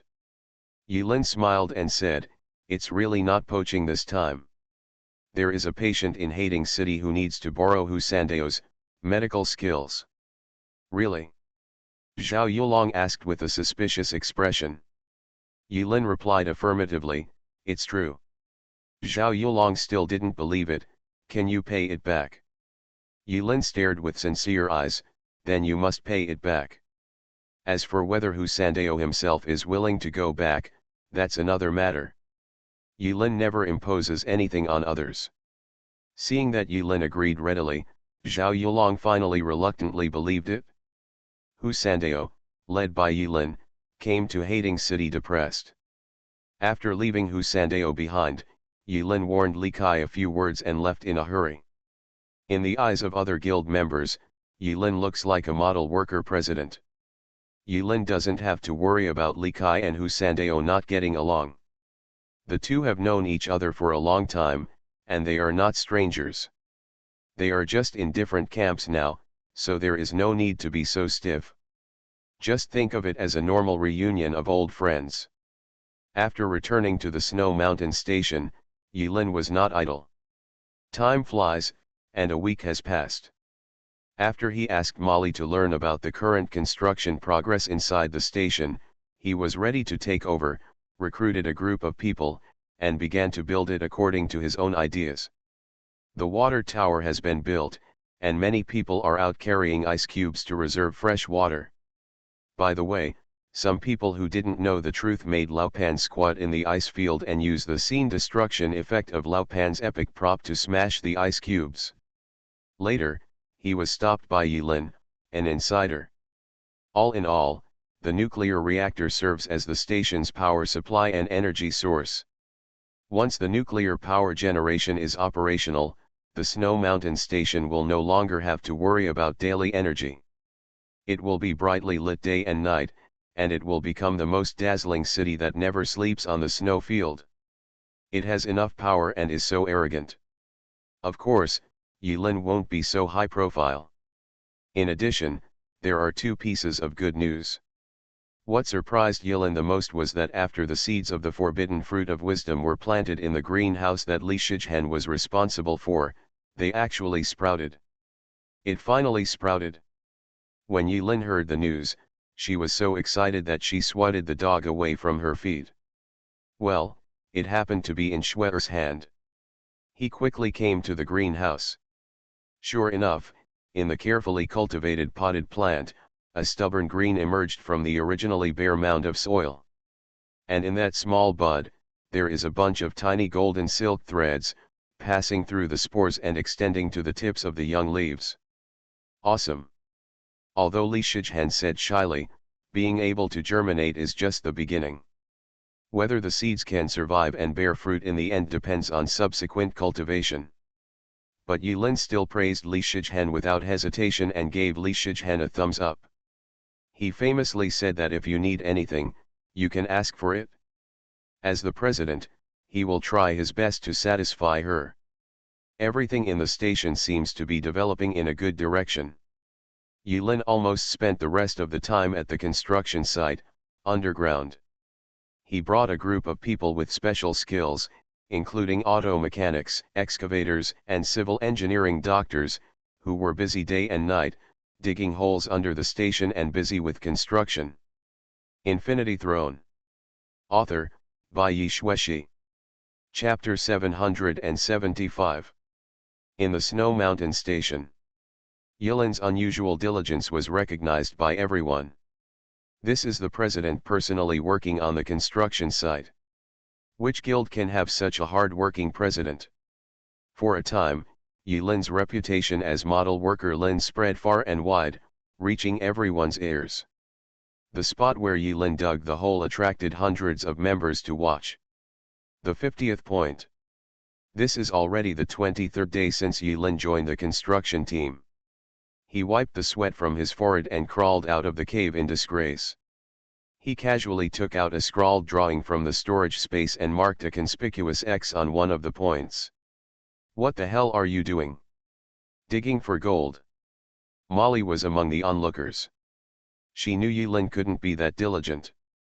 According to her understanding of Yilin, Yilin must have another purpose for doing this. Haha, it's more fun than mining. Yilin smiled and responded vaguely. He took the heated snow water from Molly, took a gulp of milk, wiped his mouth, and asked curiously, "Why are you free to come here today? Your Unit 0, are you done?" "Well, the progress is good. You should be able to see my heroic appearance in high-heeled mecha soon." Molly proudly showed Yilin a V-shaped victory sign, so corny. Just half a month ago, nuclear power generation was successfully put into use, and the assembly line that Molly had been waiting for finally started operating to build every component of Unit 0. Because this is still a test model, the mold details need to be adjusted while making, and the speed of the assembly line cannot be increased. Yilin took off his hat and gloves. He followed Molly as he walked toward the resident dormitory. The two walked side by side. The atmosphere was a little subtle, and the silence was a little awkward. "How are Yi's eyes recovering now?" "Not long after returning from Hating City." Molly finally couldn't hide it anymore and told Yilin about Ling Yi's partial recovery of vision. The first time Yilin heard the news, the first thought that came to her mind was not ecstasy or shock, but doubt. At that time, he frowned and asked Molly what kind of treatment she had done to restore Ling Yi's vision in both eyes. Molly answered hesitantly. She would do eye exercises for Ling Yi's eyes from time to time. It's the kind of classic that lasts forever. Yilin fell silent after hearing this answer. After checking Ling Yi, it was found that Yi's eyes had indeed recovered part of her vision. After instrument testing, her current vision is equivalent to that of an amblyopia patient with extremely high myopia and severe astigmatism. For ordinary people, this kind of vision is no different from blindness, but for Ling Yi, it is already another level of recovery. Yilin stood 2 meters away from Ling Yi. Ling Yi could barely make out Yilin's outline and the color of her clothes. Normally, Yilin should be happy about Ling Yi's regained sight. But what puzzled him was, why was it at this time? You will not regain your sight sooner or later, but why did you regain your sight at this time? Why? Yilin was puzzled. But after observing for a while and briefly chatting with Ling Yi, Yilin didn't find anything strange and could only leave it alone. Yilin found Ling Yi. The three of them had a harmonious lunch. Yilin suddenly remembered that he hadn't asked Molly why she suddenly came to the door, so he skillfully prepared the hot pot ingredients and asked, "By the way, why did you come to me for nothing?" Just when Molly picked up a piece of fat beef and threw it into the pot, eating it to her heart's content, Yilin's question seemed to strike at her soul, causing her to freeze in place, her chopsticks fixed in front of her face, motionless. After being silent for a while, Molly said, "I remembered that the fat man was calling for help in the station." "Ah. It's all because Yilin's food is so delicious." Molly forgot about the business. When Yilin came to the dormitory area, she found that there were many people around. Li Chang'e, Oda Wu, Su Jingjing, Li Ziyuki, and others were all present to comfort the anxious Li Erpang. At this moment, Li Erpang was like a fat ant on a hot pot. He was walking around in circles and couldn't rest for a moment. Seeing that Yilin was finally late, Li Ziyuki walked up and said, "President, you are finally here." "Ahem, I was busy with something urgent just now." Yilin glanced at Li Erpang and replied a little guiltily, then walked up to the anxious Li Erpang and asked him why he called for help. In his hurry, Li Erpang spoke confusingly, but after Yi Lin sorted out Li Erpang's words, he finally smoothed out the cause and effect. It turns out that this time Li Erpang and Suzayasu entered the trial by themselves without calling anyone else. The couple worked together to kill other people in the trial and made them scream, and successfully passed the trial. But after the two left the trial, Suzayasu said she felt a little uncomfortable. Li Erpang thought Suzayasu was a relative. Although she doesn't look like her at all, she is still a living woman. It is a normal physiological phenomenon to have a relative or something. So Li Erpang didn't care and went to take a shower while humming a little tune. Unexpectedly, when Li Erpang squatted in a pit, read a novel, and came out after taking a shower, he was stunned by what he saw after half an hour of tossing. Suzayasu has become abnormal. Became a cocoon. So the helpless Li Erpang shouted for help. Did you go in and take a look? Yilin nodded calmly and asked the others. Oda Mai held the knife, stood aside, pointed a finger at the little fat man, and said 3 words, "He won't let me." Bah! Am I stupid to let you in? Li Erpang seemed to be really anxious, and he didn't care whether his words would offend Oda Wu. He leaned close to Yilin's ear and said with a sad face, "I'm afraid that your Xiao Wu will get interested and treat Brother Su as a test. The monster in the chain has been chopped into pieces." Although this sentence was a whisper between him and Yilin, everyone present who had not been strengthened through 10 or 8 trials had very good ears. This whisper made the loneliness disappear. Oda Mai lowered her head, saying nothing, not denying, and her ears were slightly red. Actually, Li Erpang looks stupid, but he is very clever. If he didn't add the word "your family" in his sentence, maybe Oda Mai would really hold a grudge. With a little rhetoric added, the flavor is completely different. I'll go in and take a look. Yilin waved her hand and used the authority of the president to open the door of Li Erpang and Suzayasu's room. The moment he opened the door, a bright red light hit his face. The whole room was covered with thick flesh ropes. Meat ropes crisscrossing like a spider web were stuck to the 4 walls of the room. These flesh cords are like blood vessels, pulsing slowly with a certain rhythm. In the center of the room, there is an oval flesh cocoon about 2 meters in diameter, supported by countless flesh ropes, hanging in the center of the room. This strange scene made everyone outside the room hold their breath subconsciously. It was hard to imagine what was happening in this room that was so intense. After a while, everyone present looked at Fatty Li with strange eyes. Su Jingjing couldn't help but ask, "What on earth did you do?" "It's none of my business. I just squatted in a pit and took a shower. Am I wrong?" Li Erpang retorted angrily. Yilin looked at the cocoon quietly and stood at the door of the room for a full minute. Then he turned back to Li Erpang, sighed hard, and patted the confused Li Erpang on the shoulder. "I probably know it is what's going on." "What?" Li Erpang stared hard. "Be mentally prepared. I hope you can be strong enough to bear the terrible consequences." Yilin shook his head and sighed, and left without saying anything. Real or fake? Plop. The confused Li Erpang knelt on the snow and was speechless for a long time. Come on, leave the young master alone." Li Zioki hurriedly evacuated the crowd and immediately informed Li Kai of the bad news in Hading City. In order to let Li Erpang mourn quietly, Li Zioki specially set up a cordon around here. No other people are allowed to enter. After everyone leaves, Su Jingjing was about to pull Li Changa away. But she found that Li Changa had a faint pretentious smile on his face, without the slightest trace of sadness, and immediately pinched Li Changa's arm several times until it bled. "Why don't you leave yet? Why are you standing there? Is this the place where you should show off?" Su Jingjing knew Li Changa very well. When it's time to show off, he won't hold back at all. "It's quite annoying that I prefer to pretend to be cool when I shouldn't. Li Changa smiled and rubbed his bleeding arm, shook his head, and forced out a smile. Hey, the president doesn't know what bad intentions he has. What the hell? Su Jingjing didn't understand. Forget it, you'll find out later. We can just watch the show quietly. Li Changa raised an index finger to his mouth and followed Su Anjing out of here.